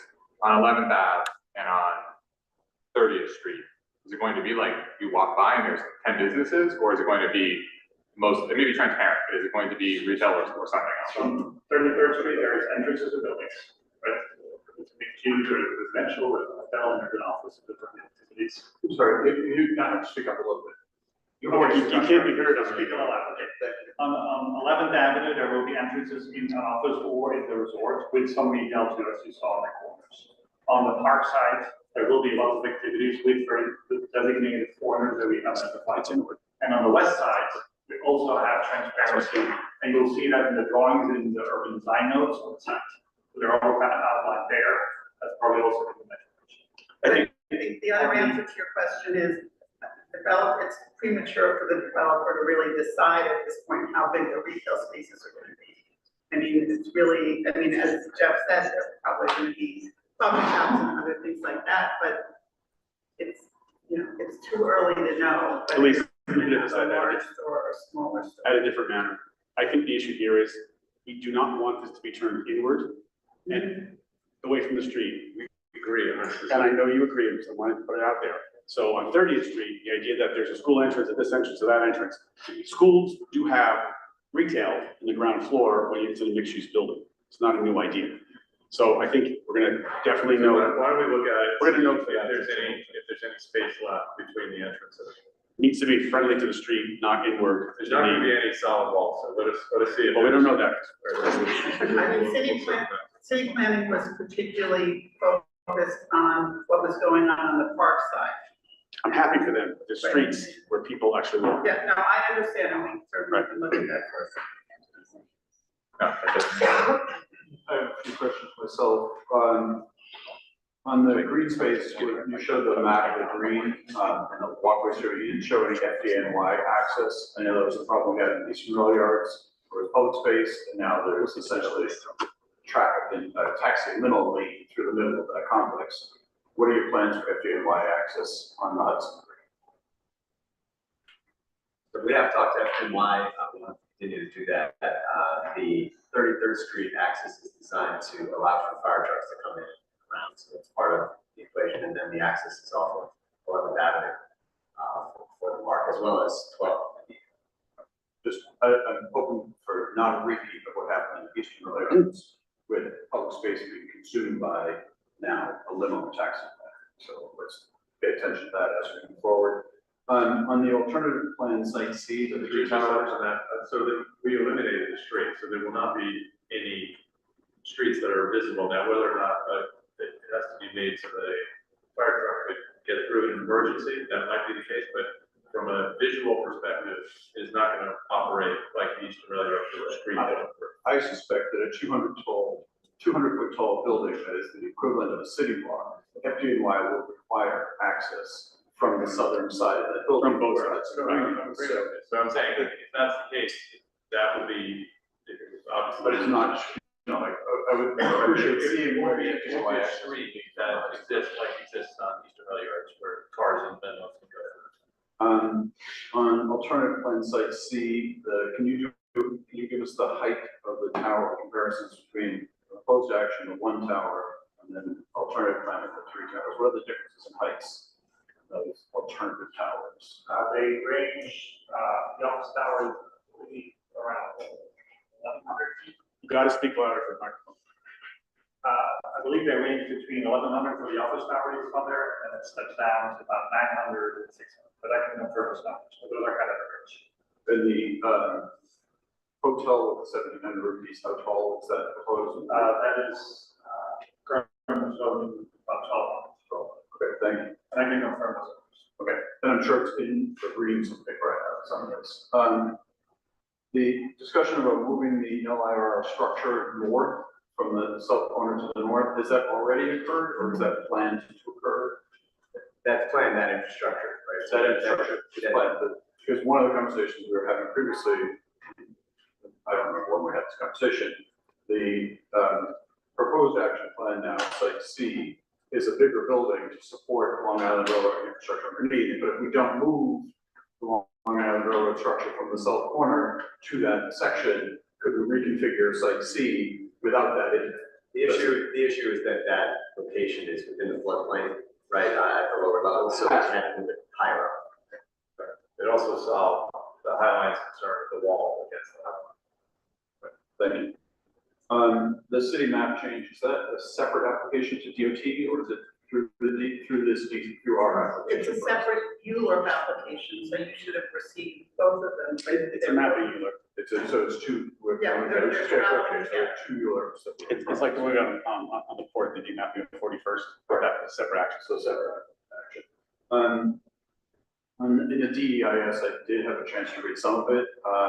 One of the requests we made in our original letters, and the scope was that we expand the study area to from a quarter mile to a half mile, which it captures Port Authority, Moynihan Hall, all of that. In your presentation, you show the walk distance to Moynihan Hall, but for some reason, you haven't expanded the full study area to a half mile. You're only doing a half mile for land use, neighborhood character, and urban design, but not for transportation and traffic. Is there any reason why that promotion of walkability to Moynihan is in your presentation, but your DEIS does not study the implications of pedestrian traffic outside of the quarter mile? That's really something that's up to the lead agency and what they deem appropriate for a transportation study area. And they really are the ones that make that determination. So that's the DCP. plan. So DCP said to you, don't study outside of the quarter mile, just do the quarter mile. I think it's accurate to say that they determined that the quarter mile study area was appropriate. Well, commentary on that, that was just a technical. All right, so I'd like to open up to the public, with deference to other board. Oh, I'm sorry. It's okay, it's just about Highline. I know last time I've seen some of this presentation before, I know you guys said that you haven't discussed, the Highline's gonna be very much impacted. There's a lot of Highline in this plan. Have you guys discussed with them? Are they involved in these discussions, or where are we at with the Highline? I'm just curious. As far, because there's a lot of building over the Highline, with the Highline, I just wanna. We've I don't know. had 10 meetings with the Highline where they made a series of suggestions that have now been incorporated, 4 main suggestions that have now been incorporated into this plan. Sent that plan back to the Highline, and we are ready to meet with them whenever they are. So the 10 meetings you had with the while ago, right? Okay, so since, was it a year, I don't know how long ago, but. Oh, no, okay, and so since then you So had. they have No updates? all the changes that were made, which were requested by them, and were available to meet anytime. Like we just said, Charles, we have made repeated requests over these 4 months to sit down and actually, and to talk about those changes at every level. But there has been no response and no acceptance of the invitation. I just didn't know if there was I just any. wanted to clarify. That's where. I would say that they've chosen another route on how to respond, so that's separate. So I have a general thing about the park, the open space. I want to say again that I've looked at it multiple times. There's two drawings in here. One is the drawing that shows the original plan on page 9A, and then the proposed one, right? It's not quality, folks. It's not quantity, it's quality. And what I will say that it is not serve you well, I believe, to constantly say it's so much better, because the plan that was adopted did two things. One is it put a lot of residential use. I understand where the condos can be built. That brought people who are 24 hours to this location. It brought city streets into the site and created connectivity. And then the combination of the city streets on either side and the open space and residential buildings, it became an extension of the streetscape of New York, ending in a large, wide, western open space. It is now narrow, surrounded by significantly taller buildings, but most important, the podium to the north is equivalent to 20 stories. So it is a very long, it's all contiguous. We said this many times, it's all contiguous, ties together. The quality of that, and my concern is not just the high line on the issue of shadows, but the wind shear here with very tall buildings. You know, anyone who walks by Manhattan Plaza knows how you feel when you walk by there. This is significantly taller. So we're talking about buildings that are 11, and your heights, your bulk was constrained by a site plan that's embedded in the zone. Now with these big footprints on the north and the south, these are much heavier buildings that are pushed in, and this open space is a big L-shaped. And the thing that I remember discussing and negotiating in 2009 was this western lawn and this big open thing that it came down and it became an open area. And what was presented today by the architect was a lot of activity, but the thing that we achieved was a lot of big unprogrammed open space for people to enjoy in a different way. So that's a thing I think that's going to be an ongoing discussion among our committee and our stakeholders and our waterfront parks folks. It's not the quantity, it's the quality. And just to put that out there, so I've mentioned this many times. Thank you for that feedback. We do believe this quality is significantly better because You have said it not 500 times. Having said that, the elements in the park which are more active than you described were really based on a lot of feedback that we've received.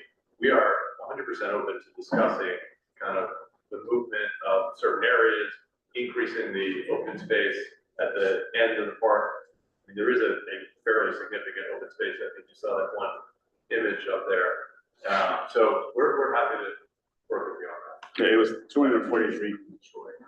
No, something, it's actually baked into this plan. I mean, so. But I mean, the details. No, actually, that's the problem, Leslie, the details, the current plan, Yes. has open space that's 225 feet minimum from the high line. This has it much tighter to the high line. And that space is a big open space. And it was predicated on the idea that you put buildings, like in New No, I York. understand the detail, but I think it's configuration, not just details, configuration. I think Let's incorporate this. Sure, I'm saying, it's honestly, I want to put it out there. That's the only reason. We still have a lot of people. Yeah, let it go with that. I just, Let's not debate the park space. right, yeah. I just want to throw out an alternative view though. I don't hate this new layout, the contiguous open space. That's an opinion we'll say for commentary, please. Oh, okay, so we're not in commentary. We're not in commentary. We have to open to the public and then we'll come to our commentary. We're all not holding. We're holding. So we're gonna move to the public, people in the room first, and then we'll go to people online. I'm gonna defer to community board members who are present. So there's X, please come forward, stand on the X so that your voice can be heard in the microphone. And you can be People seen, online yeah. can hear us as well. Give me your name and affiliation and address, please. Christine Berthe, CB4 Transportation Committee. I feel that I am here in 2005, we were younger. So my first question is, can the residential tower and school be built first? Would you stipulate to that? The current plan is to build it all at the same time.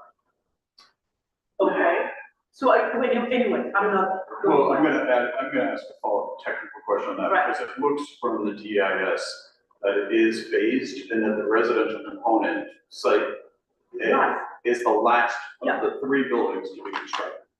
And so to say it's all at the same time, all within 2031, it's not even all committed to 2031 based on what I've read. So I think the question is, can that be changed? So the intent is to build it all in one large phase, you know, obviously there are pieces to that, but the gateway tunnel construction is going on right now underneath the terra firma sites on the south. So that will have to wrap up first before we can build.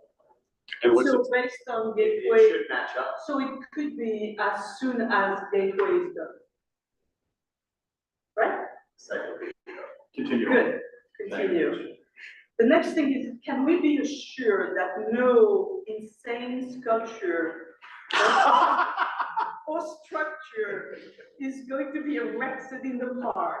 And how much percent of that park will be commercial? Because you are just talking about cafes and this and that. So how much of the park is going to be used by table and chairs for a cafe? Which is not permanent. To answer your first question, there will be no large sculpture in the park, although we do like to incorporate art. Okay, pieces throughout. maybe community Right, so we- accepted correct. art. but Yeah. maybe we write the zoning text that does not allow what happened in the first. We can put a height limit on it or some type What of is restriction. community?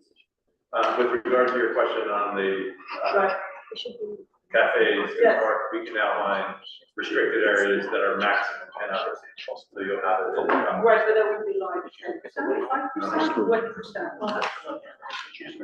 Okay, so we just want to limit that. We'll just give it because a total square. When you look at the plaza right now, this is like a fully commercial thing, and we don't know. And how many and where will the buses required for the gaming use be stored during the day? And if it's not the right, because I heard you said we're not talking about it. So what is the proper venue to discuss that? So the proper venue will be, as you know, there will be the community advisory committee that will be formed, focused on one of the gaming proposals. So it's premature because at this time, those applications have not even officially. But your application is to permit a gaming facility.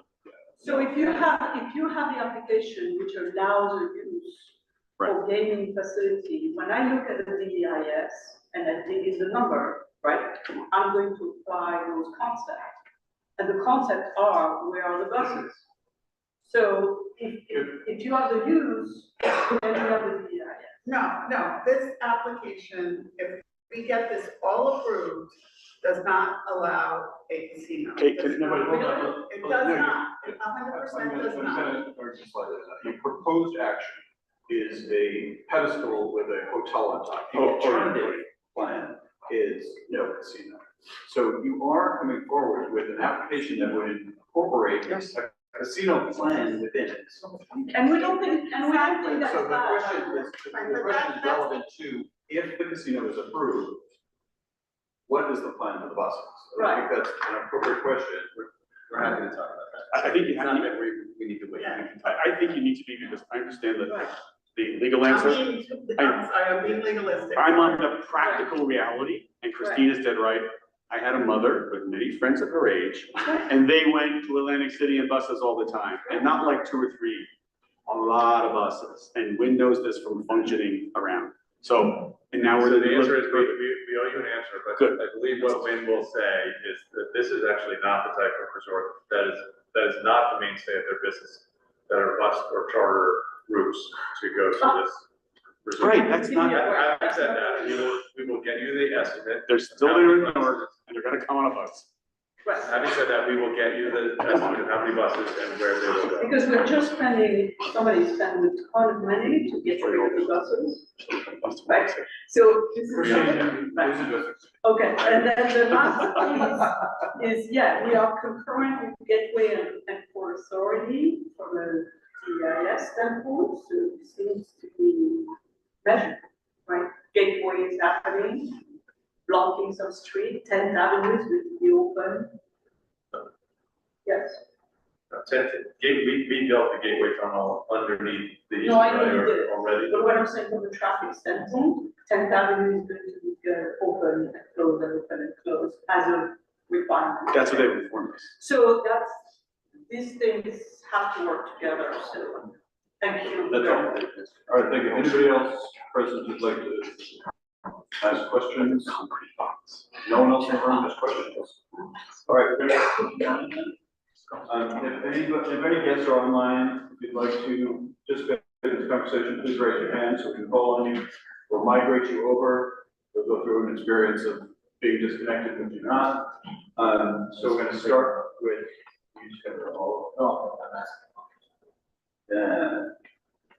Sure. We're going to start with Patrick Azari, followed by Julie Hatterer.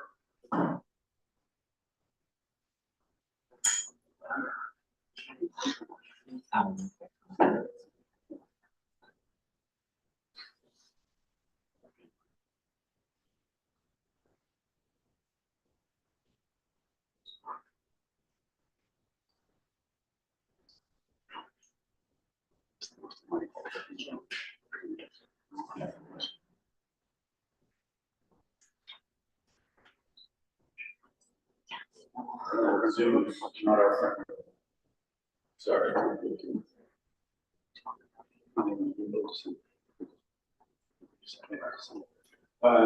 People in Zoom are having some trouble too. Land use. We can ask them.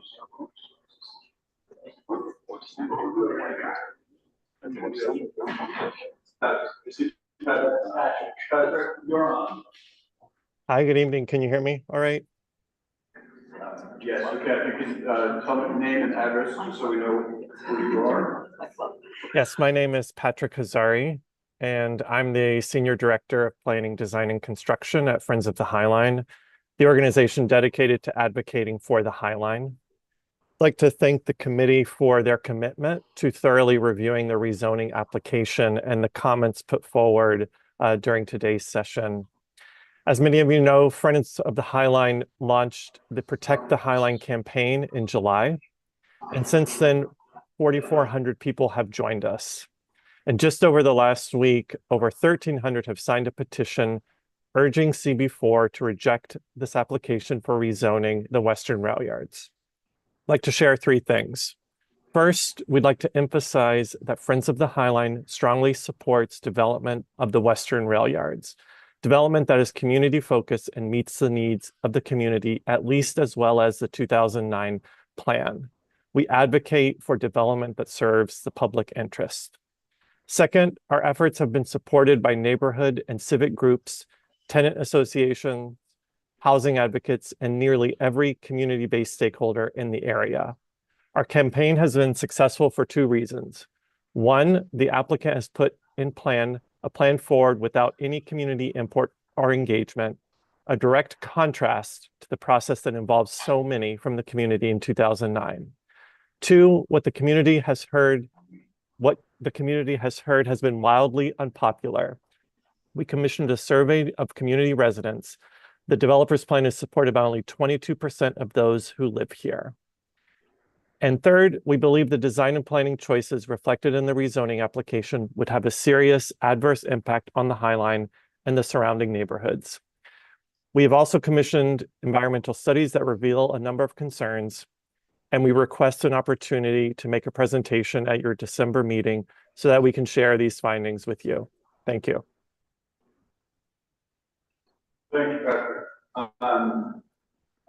have to do it from here because that makes your time. So you're going to pull Julie Hatterer. I'm going to pull Julie.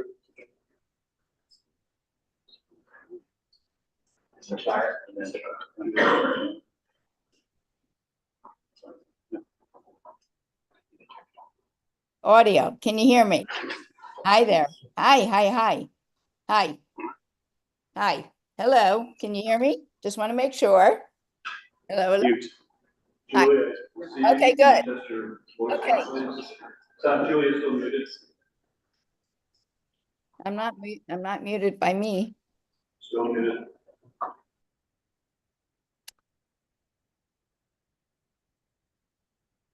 Can you hear me?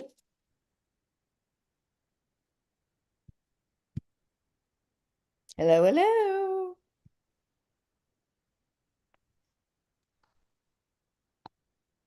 Love to talk. Can I talk?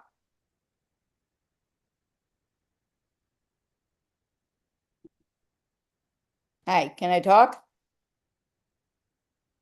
I am not muted by me. It's up to you guys. I'm going to talk. Anyway, you can see what I'm saying. I've lost the rest of the meeting. I only see you, Okay, well, but I hear you and see you. okay, thank you. So can I don't know if the rest of the meeting is there though, because So I'm what- not seeing anybody all left else. me? I Okay, don't know. I think there seems to be a technical glitch because I'm another participant in the community by Zoom. I'm hearing and seeing you, but I don't see the rest of the meeting suddenly. okay, well, let's see where they are. I was added as a panelist. So I Me don't know what's too. going on. So should I unadd me? Where are these people, participants? Are you seeing the rest of the meeting? No, I'm just seeing you. I'm seeing you and yeah. Okay, I don't know what I did, but I may have messed up, but where are we? I don't know. I'm seeing 38 participants though. Me too. Are you, are we the only two? Are we talking to each other? Are you from the Highline? Okay, No, I'm a resident in the district. okay. So where are these people? I think everybody's hearing us, which is Okay, well, I'm gonna talk. I don't really give a shit. Okay, Oh, so, I think they're dialing in now because I'm seeing MCB4. okay. I'm sorry. So I'm gonna take off my hat here. I'm also Can I on talk? for the co-chair of Waterfront Parks and Environment, which a lot of this is. And then I was just wondering, I don't want to go through a whole list of park stuff right now, and environment stuff right now, though our community would definitely have interest. Definitely have Louder, interest. can't hear you. It would, we have a chance to. Is that okay, just the park stuff? Thank you. Julie, can you start speaking? Can I talk? Can you hear me? Yay, thank you.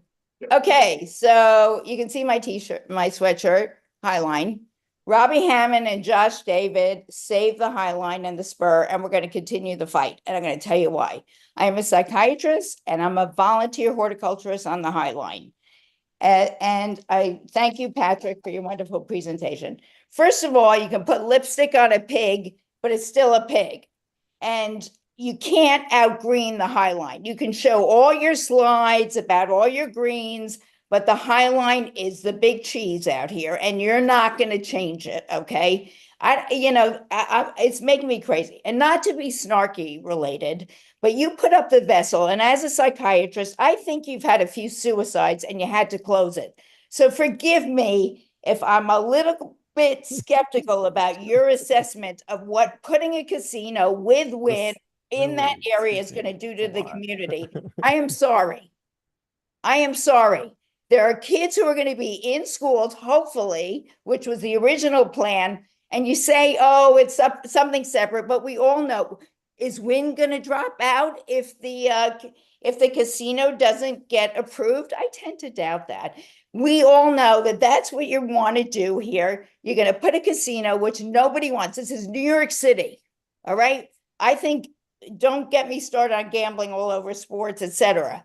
But New York City has never had a casino, let alone near the second most visited park in all of New York City, okay, with a school next to it. I am sorry. I don't believe anything you're saying. I've never been to one of these meetings before. I'm a psychiatrist. I'm a mother.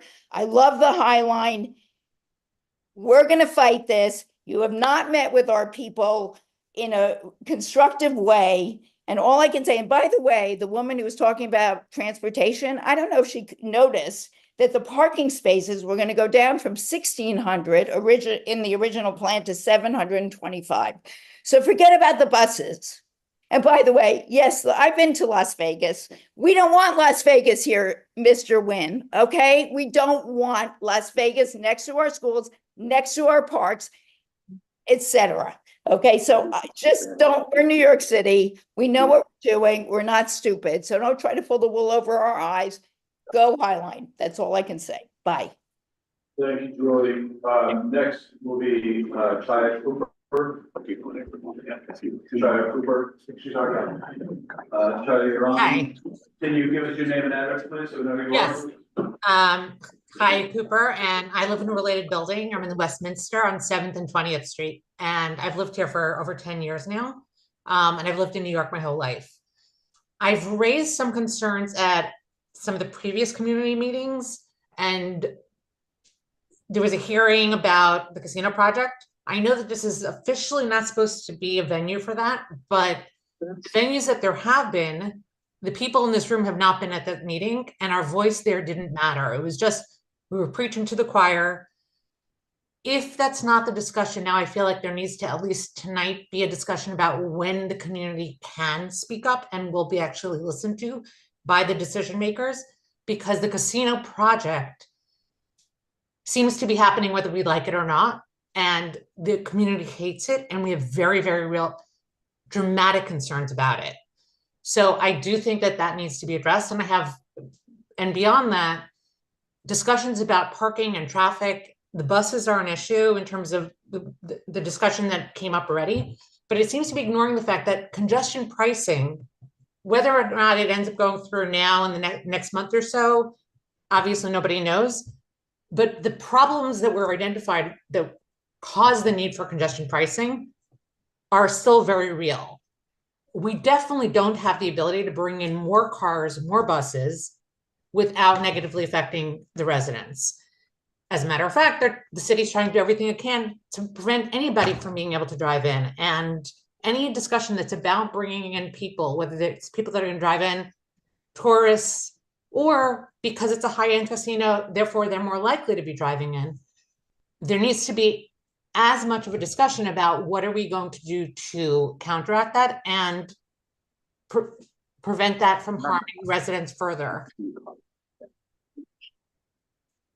Thank you, Charlie. Next, we'll have Robert Sanders. Sorry. Oh, I'm sorry. Charlie, Sorry, I had two other points. So there's a lot of discussion about affordable housing. I know that the number of units that I was told were part of the original plan versus what it's now, the numbers are very different than what I've heard tonight. My understanding is that there were originally 5,700 promised in the original plan. I know that the costs for related were higher, but that's not a reason why we need to negotiate. There needs to be, I understand that things cost more, but there needs to be a discussion about, well, what else has changed on our end and why should the goalposts move? And dropping the number of affordable housing is not a benefit for the community. And at the very least, that needs to be acknowledged. But it's the numbers that are being bandied about are not the 5,700. But in addition to that, Related prides itself on never having taken its affordable housing market, but residents don't know that, and there is no guarantee in writing. And I know that Mr. Blau, tonight you said that again, but the Related affordable housing unit tells the people that are in the affordable housing that is expiring now that it can go market at any point. So if that is part of the pitch, then I think there needs to be a promise that the current affordable housing will not go market, or whatever protection you can provide so that it backs up the claims like that. Thank you. So your final point? You done? Can't hear you. I'd also love to hear more about how it actually benefits the residents. When you talk about jobs, parks, etc. The High Line is amazing, but most residents can't really use it as a park most of the time because it has become so popular as a tourist destination. Most of the jobs are not necessarily going to go to people in the district. There are 30% of the population in the district itself is low income and disabled. I'd love to hear that any of those things, there are certain amounts set aside or focus on how it betters the people who live here. Thank you. Thank you. All right, Robert Sanford, Robert Klein, Joaquin Alano. Joaquin, are you with us? Yes. Joaquin. Am I allowed to go there? My name is Joaquin Eleno, and I live in Elliott Chelsea Houses off 10th Avenue. And I'm a member of the Highline Fellows Program. I'm the team who works at the Highline to help develop my professional skills. But that's not what this is about. This is about the rezoning and development and what that's going to do to our community. I want something that is actually going to help us out. Like, of course, there's going to be the construction jobs from potentially this casino being built, but what else is there going to be to offer? Like with the or the eastern rail yards, there's that huge mall. But even then, not that many people I know are even working there. Like these jobs that are being proposed to us, they don't seem like they're actually going to help us out. And I'm just wondering, what is there going to be actually to offer to us? Because not all of us are going to be able to find jobs or find work inside of the proposed school or even inside that resort center. So what else is there to truly offer us?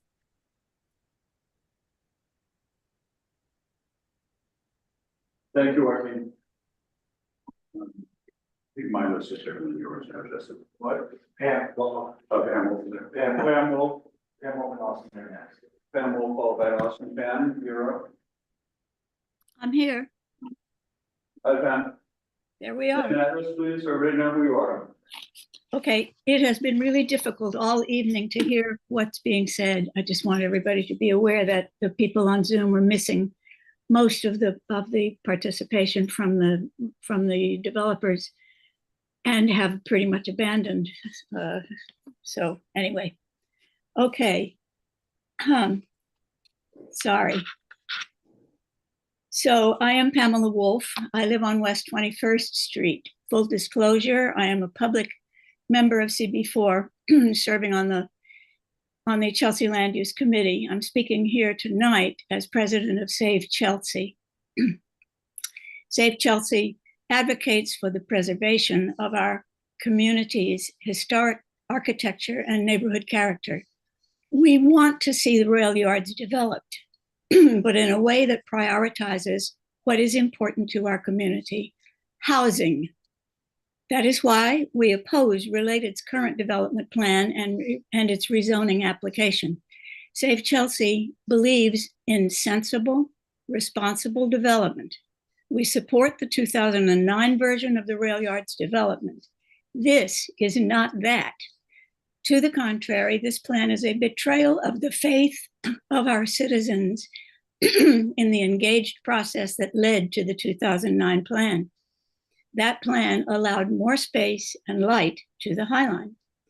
It provided thousands more units of critically needed housing than the new proposal. The High Line is not just a cherished neighborhood park, it is an internationally admired cultural treasure that Chelsea and the city of New York are proud of. It must not be degraded by a sorely misplaced casino. We have two questions for Related. First, how dare you, in the middle of a housing crisis, to put forward a plan that radically reduces the amount of housing that you promised our community?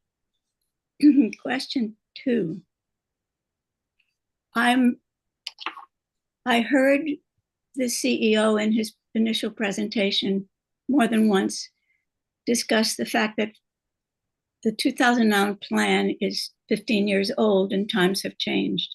And indeed, times have changed. Does Related have a backup plan for when in the 15 years it will take to get this project built? At least 15 years. If, given the fact that the pendulum has a way of swinging, by the time you're built, all that commercial space, nobody's going to want it, and maybe all of those businesses that you're looking for will have figured out how to run their businesses from their wristwatch. And you are stuck, and we in New York City will be stuck with the housing crisis it finds itself in.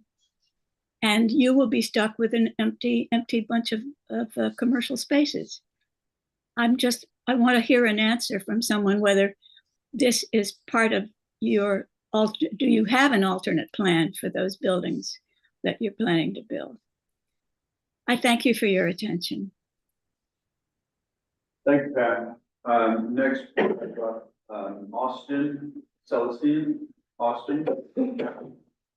Hi, my name is Austin. I'm an NYU Wagner student. I'm actually doing a project on the downstate casino license proposals. And I actually came just to ask a couple of clarifying questions about the proposal, mostly concerned about the building height. I just wanted to confirm the height of each of the 3 buildings. If you could clarify that for me, please. We did ask that question and they were gonna get us the answer later. They didn't have that available for us right now. Sorry. They will provide it though, and it is within the draft GIS. Okay. Is there any way that I could have access to the presentation, or is it just within the public meeting scope? It'll be put on the website. Yeah. We'll put it on the website. It'll be on the CB4 website, so you'll see the presentation there. Cool, thank you. That's it from me. Thank you. That's it. Thank you, Austin. Next we have Brian Matlin. Brian? Hi there. I'm Brian Matlin, and I'm the Vice President of CCBA, which is the Council of Chelsea Block Associations. We're comprised of 19 block and tenants associations representing about 80 blocks in Chelsea. We've just seen an impressive presentation by Related and Wynn, whose name appears at the bottom of every presentation slide, despite the deft attempt to leave them out of today's discussion. And I would expect no less, given the experience, caliber, and sheer financial resources of the parties involved. But this is all fundamentally irrelevant. The most intricate plans and beautiful renderings cannot paper over the fact that this is a betrayal of the public trust that allowed Related to build Hudson Yards in the first place. CCBA strongly believes that that Chelsea needs more housing and more affordable housing. We need the 5,000 plus units that were anticipated in the original 2009 rail yards plan and more, not the token smallest allowable residue that's anticipated in this revised plan that prioritizes craps over community. This proposal diminishes the community that it purports to serve. The largesse it offers to community organizations ultimately comes not from the bottom line of the industry players here in the room today, but from the pockets of games of chance players, many of whom may turn out to be our elderly and economically disadvantaged neighbors, at tables where the house always wins. Chelsea does not need more office space or skyscraping towers. We do not need or want a casino resort that will deliver no durable social or economic vitality to the local community. And we certainly do not need or want the degradation of our valued and valuable parks and open green spaces like the High Line, which this proposed plan will surely do, casino or not. Thank you. Thank you, Brian. Next we have Ina Selden. Ina? Hi, can you hear me? Can you hear me? Yes. Okay. Ina, I'm calling you from Tokyo. I want to express concern over something about the vessel and the developer's relationship to the community. While the vessel was being designed and proposed, there were a number of community groups, architects, others who warned that this would be the perfect spot for someone to commit suicide. There were 3 people who jumped to their deaths from the vessel. The vessel was closed down. I don't remember the time lapse between the 3rd death and the closure, but it was closed down. Then it was reopened with yet another death. There has been no report of Related's response to this, whether there was anybody punished, questioned, or approached. So there are 2 things. There is this lack of seeming care about 4 people who died jumping off a sculpture, and it exposes the developer's hubris. We want a vessel. We're going to have it, cost what it may. Now, there are a number of concerns about the new section of the High Line. Is are the developers going to work with the same hubris that their concern for eliminating the housing that was such a precious part of the plan? Is the development community just going to ignore these concerns the way it ignored the tragedy of what has become four deaths? If I sound upset, I'm really upset, because what I'm hearing is hubris, hubris, hubris. We know what's best for this community, and we're going to give it to you, come what may. We've seen what has come what may, and it is tragic. I'm a docent on the High Line and have been asking people to sign the petition about the new set of plans for the development, and no one at the other end of the High Line seems to be listening. Thank you, Ina. Appreciate it. I'm going to move to Carmen. Carmen, just here to protect the High Line. Can you give us your name and address, please, Carmen? You're with us. You need louder, Paul. Carmen, you have to come off mute. Hello, yeah, you just asked, what did you ask me? You raise your hand to speak, and Yes. I ask your name and address too. Okay. It just says Carmen. Yes. Carmen from Chuck Highline. What? Yeah, Carmen Matias. I Thank live you. on West 28th Street. I live in Penn South. Formerly, I lived in Manhattan Plaza for 27 years, so I know Related quite well. I left when Related took over Manhattan Plaza. I was there 27 years. My main concern about the High Line is that it'll bring shadows. It will not protect our greenery, and it will continue to intimidate people who don't go. Probably people of color who will see all of this new place, which will, as far as I'm concerned, no longer be the High Line alone. It will be something else. I live in a limited equity co-op, and we have 5,000 residents, 15 buildings with 21 floors. Affordable housing, which is what we strive for and we want, and we were promised in the 09 proposal.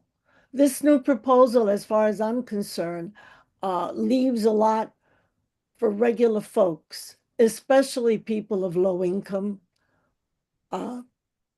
possibilities, and also our seniors.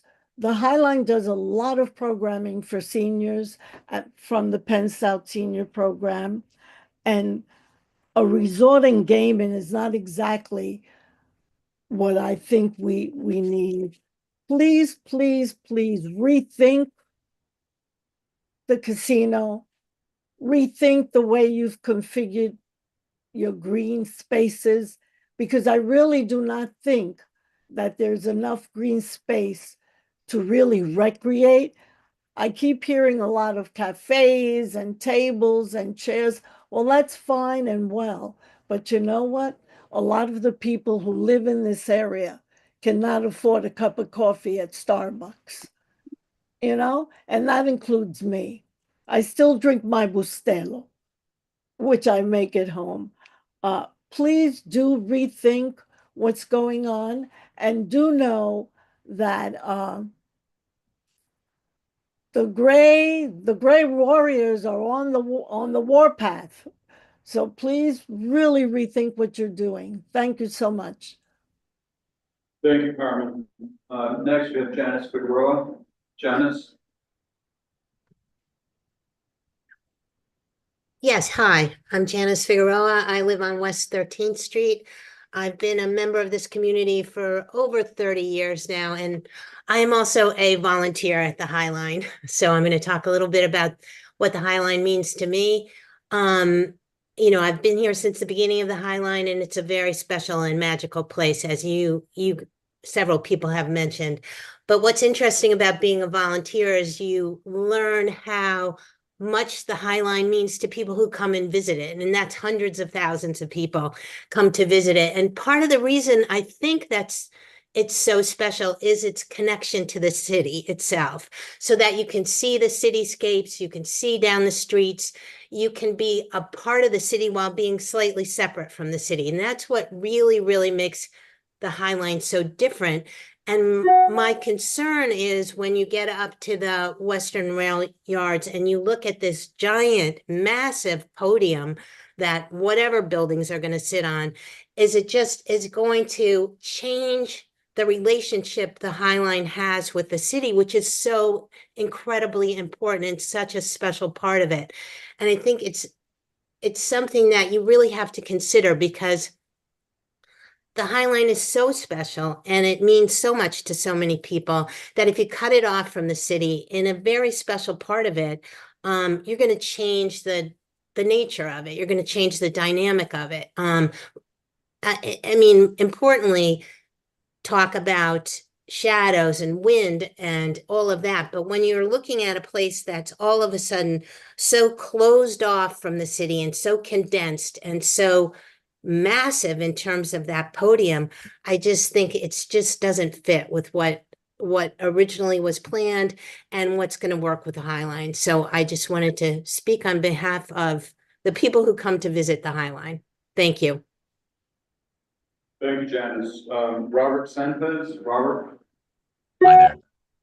Can you hear me? Yes. Okay, great. So my name is Robert Sanfiz. I'm the executive director of La Nacional. It's the Spanish Benevolent Society. We've been an essential cultural institution here for 157 years, located right here in Chelsea. We also happen to run a community-owned restaurant that employs 40 people. And I also used to serve on the High Line Neighborhood Council. So I'm mostly here because I'm concerned that this development plan is going to hurt the local and small businesses that are around it. As a lot of us know, casinos are designed specifically to snuff out the local competition by making sure that they keep the patrons in their casino. So that means that no one else gets to enjoy the wonderful restaurants and all the nightlife that we have here in Chelsea, including a community meeting place like ours. And it doesn't have to be this way. I certainly don't support casinos in general, but even the Times Square casino proposal is designed specifically to make sure that guests explore the local restaurants and, of course, the Broadway shows around it. So that's actively at least trying to help small businesses and not hurting it. So I hope this community board considers the interests of businesses that truly help shape our neighborhood. Thank you. Thank you, Robert. And the last name I have on the list is Fern Estro. Fern?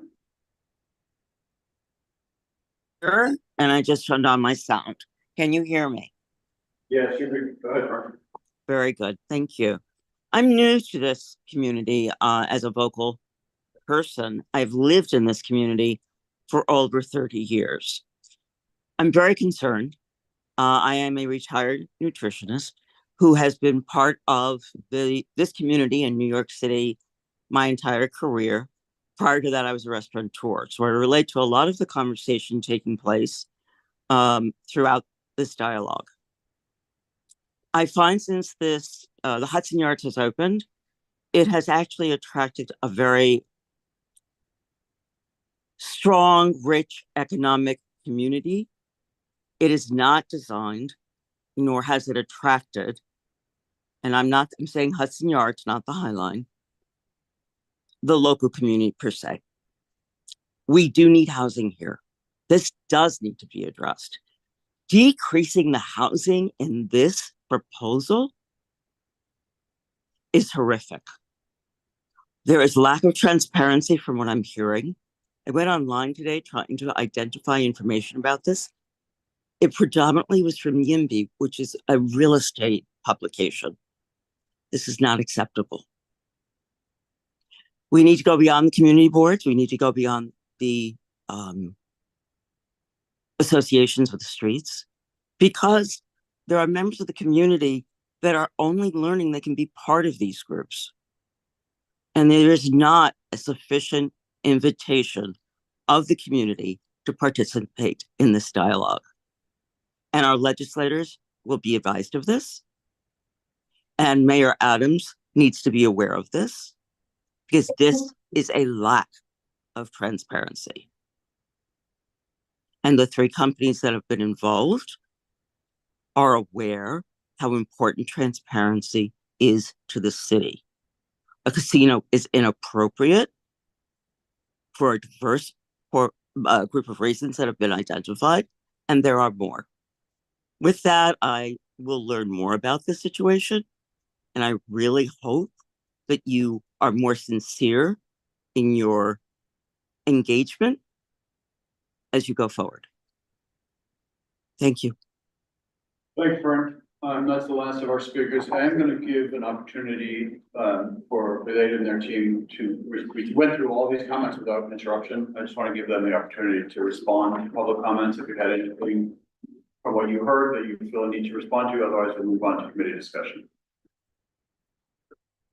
You're fine. Okay, Leslie, your hand went up. So listening to all this. And, I know, I need you to speak know, I up, have to Leslie. speak louder. My husband never saw that. We've been, going through a lot of these discussions and seeing a lot of these presentations, and thank you again for coming. And not to comment on the merits of a casino or not a casino, and not to question your strategy, but I've been looking and doing a lot of research on some of the other casino applications, right? It's gonna happen somewhere. Someone's gonna get it. I've seen a few of the applications which offer the community so much. Like they're really reach out to the community. You want bike lanes? We're giving you bike lanes. You want an amphitheater? We're giving you an amphitheater. You want a community center? We're giving you a community center.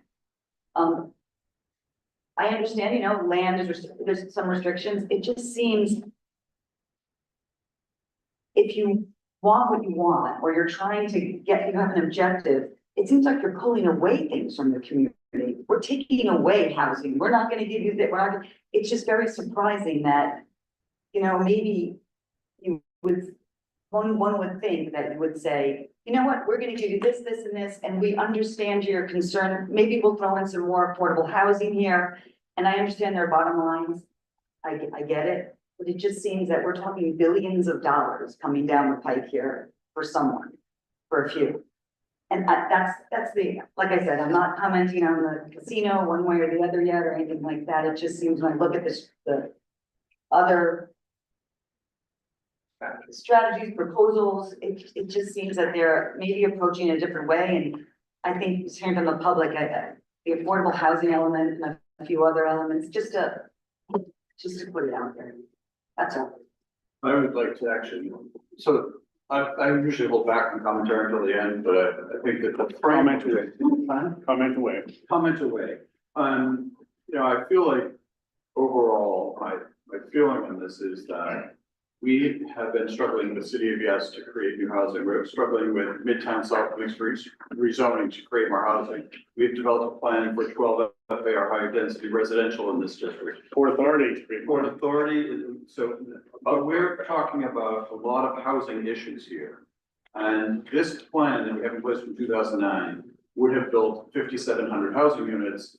You have reduced it down to 3,500 because that's what could be built by 2031. And I think technically that is correct, but I think it's sort of embarrassment to wipe out 2,000 housing units because the timeline is 2031 for this current proposal to come forward. And then the plan you're putting forward is 1,500 housing units. We are really in need of housing in this district. And for you to come forward to us and say the plan of 5,700 housing units is now going down to 1,500 so we can have more commercial space, I feel like that's a bit of a challenge. I also, from a land use perspective, just generically feel like we are fighting with Port Authority right now to re-knit Hell's Kitchen back together after the original bus terminal went in and decimated that neighborhood. We now have an opportunity on this massive piece of land to knit Chelsea and Hell's Kitchen back into a neighborhood with a residential component. And a forward-thinking plan for that use of that space doesn't feel like it's coming forward. And to Leslie's point, it feels like you're saying, this is what we can do based on constraints technically and financially, as opposed to looking at this parcel as an opportunity to really strengthen our overall community. So I come at it from that framework myself. So I have a lot more other questions and comments, but generic framing of land use policy, I'm not seeing this going in a direction that makes sense to this community. So let me just pick up on Paul's point. This is the 3 blocks between 30th and 33rd, and then this block to the north, controlled by the Jabbets, the marshalling yards, right? That means we have 4 city blocks that are contiguous, and they're actually controlled by public agencies. Related has the option, but MTA has land still, and so, and the Jabbets has the other. You are right to come to us to say that the plan from 2009, because of the construction costs and the technical issues and the condo prices have gone down, it can't be built. I really appreciate that you come and said this up front, but I think to pull back, go to the 30,000 feet level, we have 4 blocks of publicly controlled land with a very reputable developer that we should be looking as a community. How do we not just bring the casino as the angel that's going to be the engine to get the platform built? How do we do this in total, for real, and make a value, permanent value adding on to our district?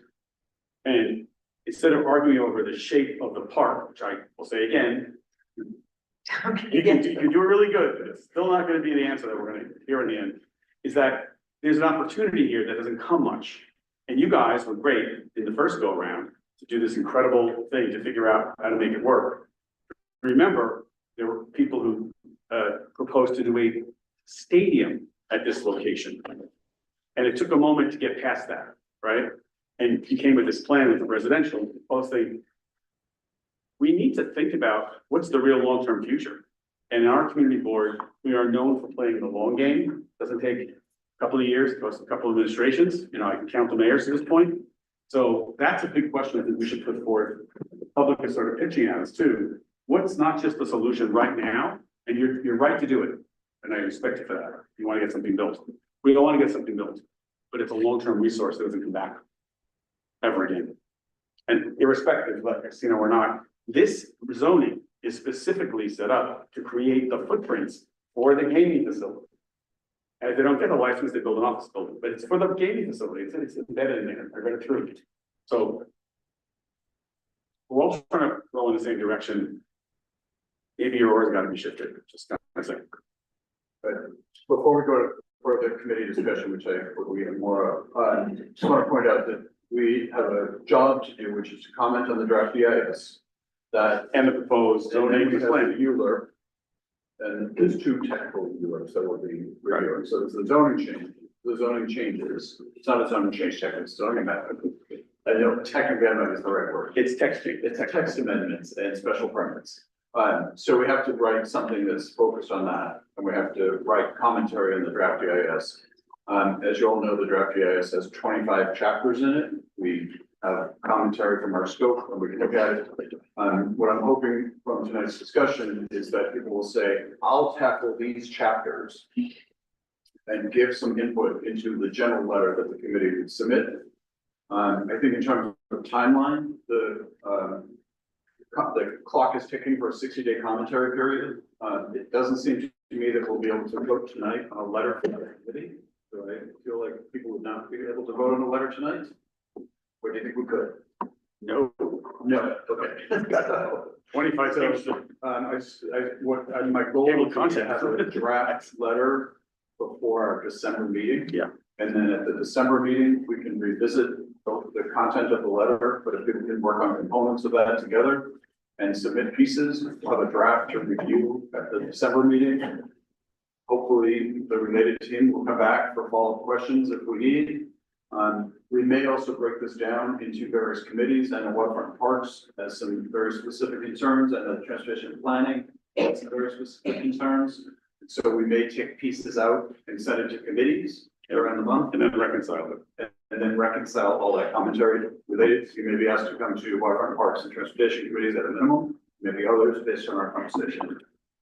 We can shoot you questions out of this committee to get further clarification. We'll communicate as the process moves along, for sure. And then, so that's how I'm envisioning sort of the process here. Okay, I do see a hand up in the audience. Yeah, if you come up here so that people online can hear you as well, and tell us your name. Good evening. Hello, good evening. How are you? Good. My name is Omar Ahmed, and I've been, I'm in one of the small businesses for almost 25 years in the neighborhood. I never see, I never saw and what I thought what they did when Related came to the neighborhood. When Related came to the neighborhood, it really changed the whole neighborhood to, after Related came in the first project, everybody else came after that, all the buildings and everybody. And a lot of workers, construction workers, a lot of people coming from all over the world to that neighborhood. And, when people talking about, people falling off from the vessel, it's nobody's fault to, when you want to die, you're gonna die anyway. You want to live, you're gonna live anyway. It's not anybody, I've been for 25 years, I was almost gonna give my lease back to my landlord because they was not making no business. They came, they changed the whole thing that, and that's, the city is like, the neighborhood is like, everybody is talking about it, the whole world. And when, I don't know why people are against those kind of stuff, but it's bringing a lot of stuff into the neighborhood. They are spending billions of dollars, to make it, the way how it is. That neighborhood is the best neighborhood in the whole New York City because of them. And when they do, a casino, I don't like to be, in a casino, but it's like bringing a lot of people to the neighborhood and, it's gonna be a lot of construction, a lot of tourists coming from, a lot of tourists, a lot of offices, you need everything, a little of everything. If they can give a license to somewhere else in the city, in New York, why they can't get it in Hudson Yards? Okay. You know what I mean? Thank you. Appreciate Thank it. you so much. All right, back to committee. Everyone's volunteering for chapters? Is that what's happening? Oh, are we doing that now?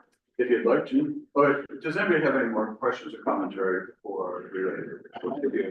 I want to say something. I think this was brought up before. Have you guys done any studies on the impact of a fire or a bomb threat underneath of the train, the structure integrity of the building, should something like that happen?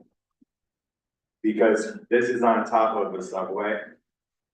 Train yard. Station. Train yard. Train yards, and after what happened from 9/11, it's very different than your proposal in 2009, with that in mind. Yes, we have full security. They're required by the TA. They're all that. It's all blast proof. Okay. Sen. Okay, just commenting on the overall casino thing, since that's what we're doing here. I do think I get why there's this incentive to build one incredibly massive casino, there's 3 downstate licenses, and there's only 3 in. The incentive is to make everyone as big as possible. But that's not a good fit for this location. Maybe it makes sense in Times Square. It's honestly kind of hard for me to see anywhere in Manhattan where it makes sense to build just one. That's not how Manhattan works. Just want to put that there. I think I get it. I get why the incentive is there's only 3 licenses, so we have to make each one as big as possible, but it just really does not fit a casino of the size that you want to build. If you can only build 3 of them, does not belong here. I mean, I have more thoughts on the DS technical details, but that's what I'm more, yeah. Okay, Let's get into the DEIS and the zoning changes that we're talking about.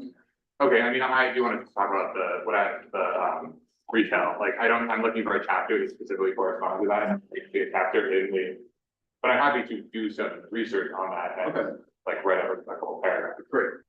think Sanford. So Sanford's technically retail. Retail. Why don't you call them out for, I was gonna answer this, like retail, like street presence. Retail and street presence, all right?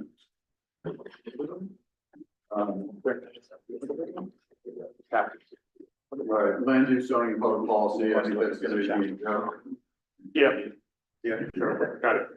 Socioeconomic conditions. Do we want to tackle? I'll take it. James, thank you. Community facilities and services. I'll take it. There you go. Open space.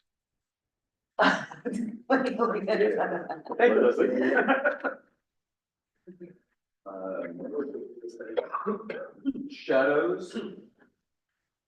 Will you get? Yes, I'll take shadows. Leslie. I'll take. Urban design, visual resources. That's like sightline issues, things along those lines. I don't think you'll get the answers from me that you want. You know, like what? I can look at that. Brian, thank you. Hazardous materials. Tackle that for us. That's it. Right. For the, for There. Water and sewer infrastructure. Wow. Give it to Marty. Marty. Marty. Give that to Marty. I'll take one. All right, I'll put Leslie / Maria in. You're gonna send, can you send the big long list to me after? Yes, and you also, then Marty, and you can also take solid waste and sanitation practices. Yeah. Energy. Well, did you do energy before? Well, I don't know if I can work on P&E. Related to on the board, but Right, They have 2 seats on my board. I believe energy, I'll fill up right, next minute, we'll do some new JD. Let's see, who would want to take transportation? Christine. You can just send me your notes right now, that's fine. So can we make one clarification? The study area was half-mile. Tony checked with AKRF while we were sitting here and. I thought it was, I don't know why you were saying last. Yeah, so sorry for the confusion, but it was half-mile. So For traffic. for the traffic. For traffic. Yeah, that's what it said. Okay, because in the executive summary, it did say that it was only for land use, neighborhood character, urban design. So if it includes traffic, that makes. Okay, yeah, we can look right Yeah, at the transportation study area, yes. So they do include locations at and beyond the 1.5 mile. With 75 intersections and over 150 pedestrian elements. Okay, that's great to hear. Christine, did you hear that? Great, thanks. Kevin, you have your hand up for something? Public health. Public health. I'll do 21, 23. What does that mean? That Yeah. alternatives and unavoidable adverse impact.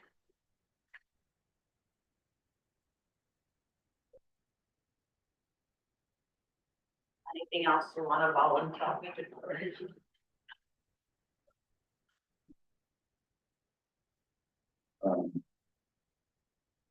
Air quality? Air quality? Yes. Leslie? I know. Excellent. Leslie, you're gonna be busy. Just throw the environment. Green, and we do greenhouse gas emissions. What? Take greenhouse gas emissions too. Yeah, I like that time. I like that stuff.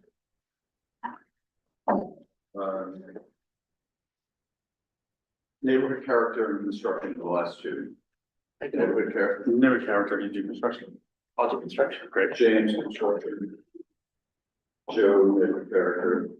Yeah, I'll help you with construction. Thank you. Yeah, and by the way, everybody being assigned to this, you should feel free to incorporate it, like, you call it others for help, don't just tackle it. Plan on that. We have a way to do it. And did I miss anything? No, I have a question too. Like, what extent of comments are we, like, can you just prime on what types of comments we're providing? Would that be more?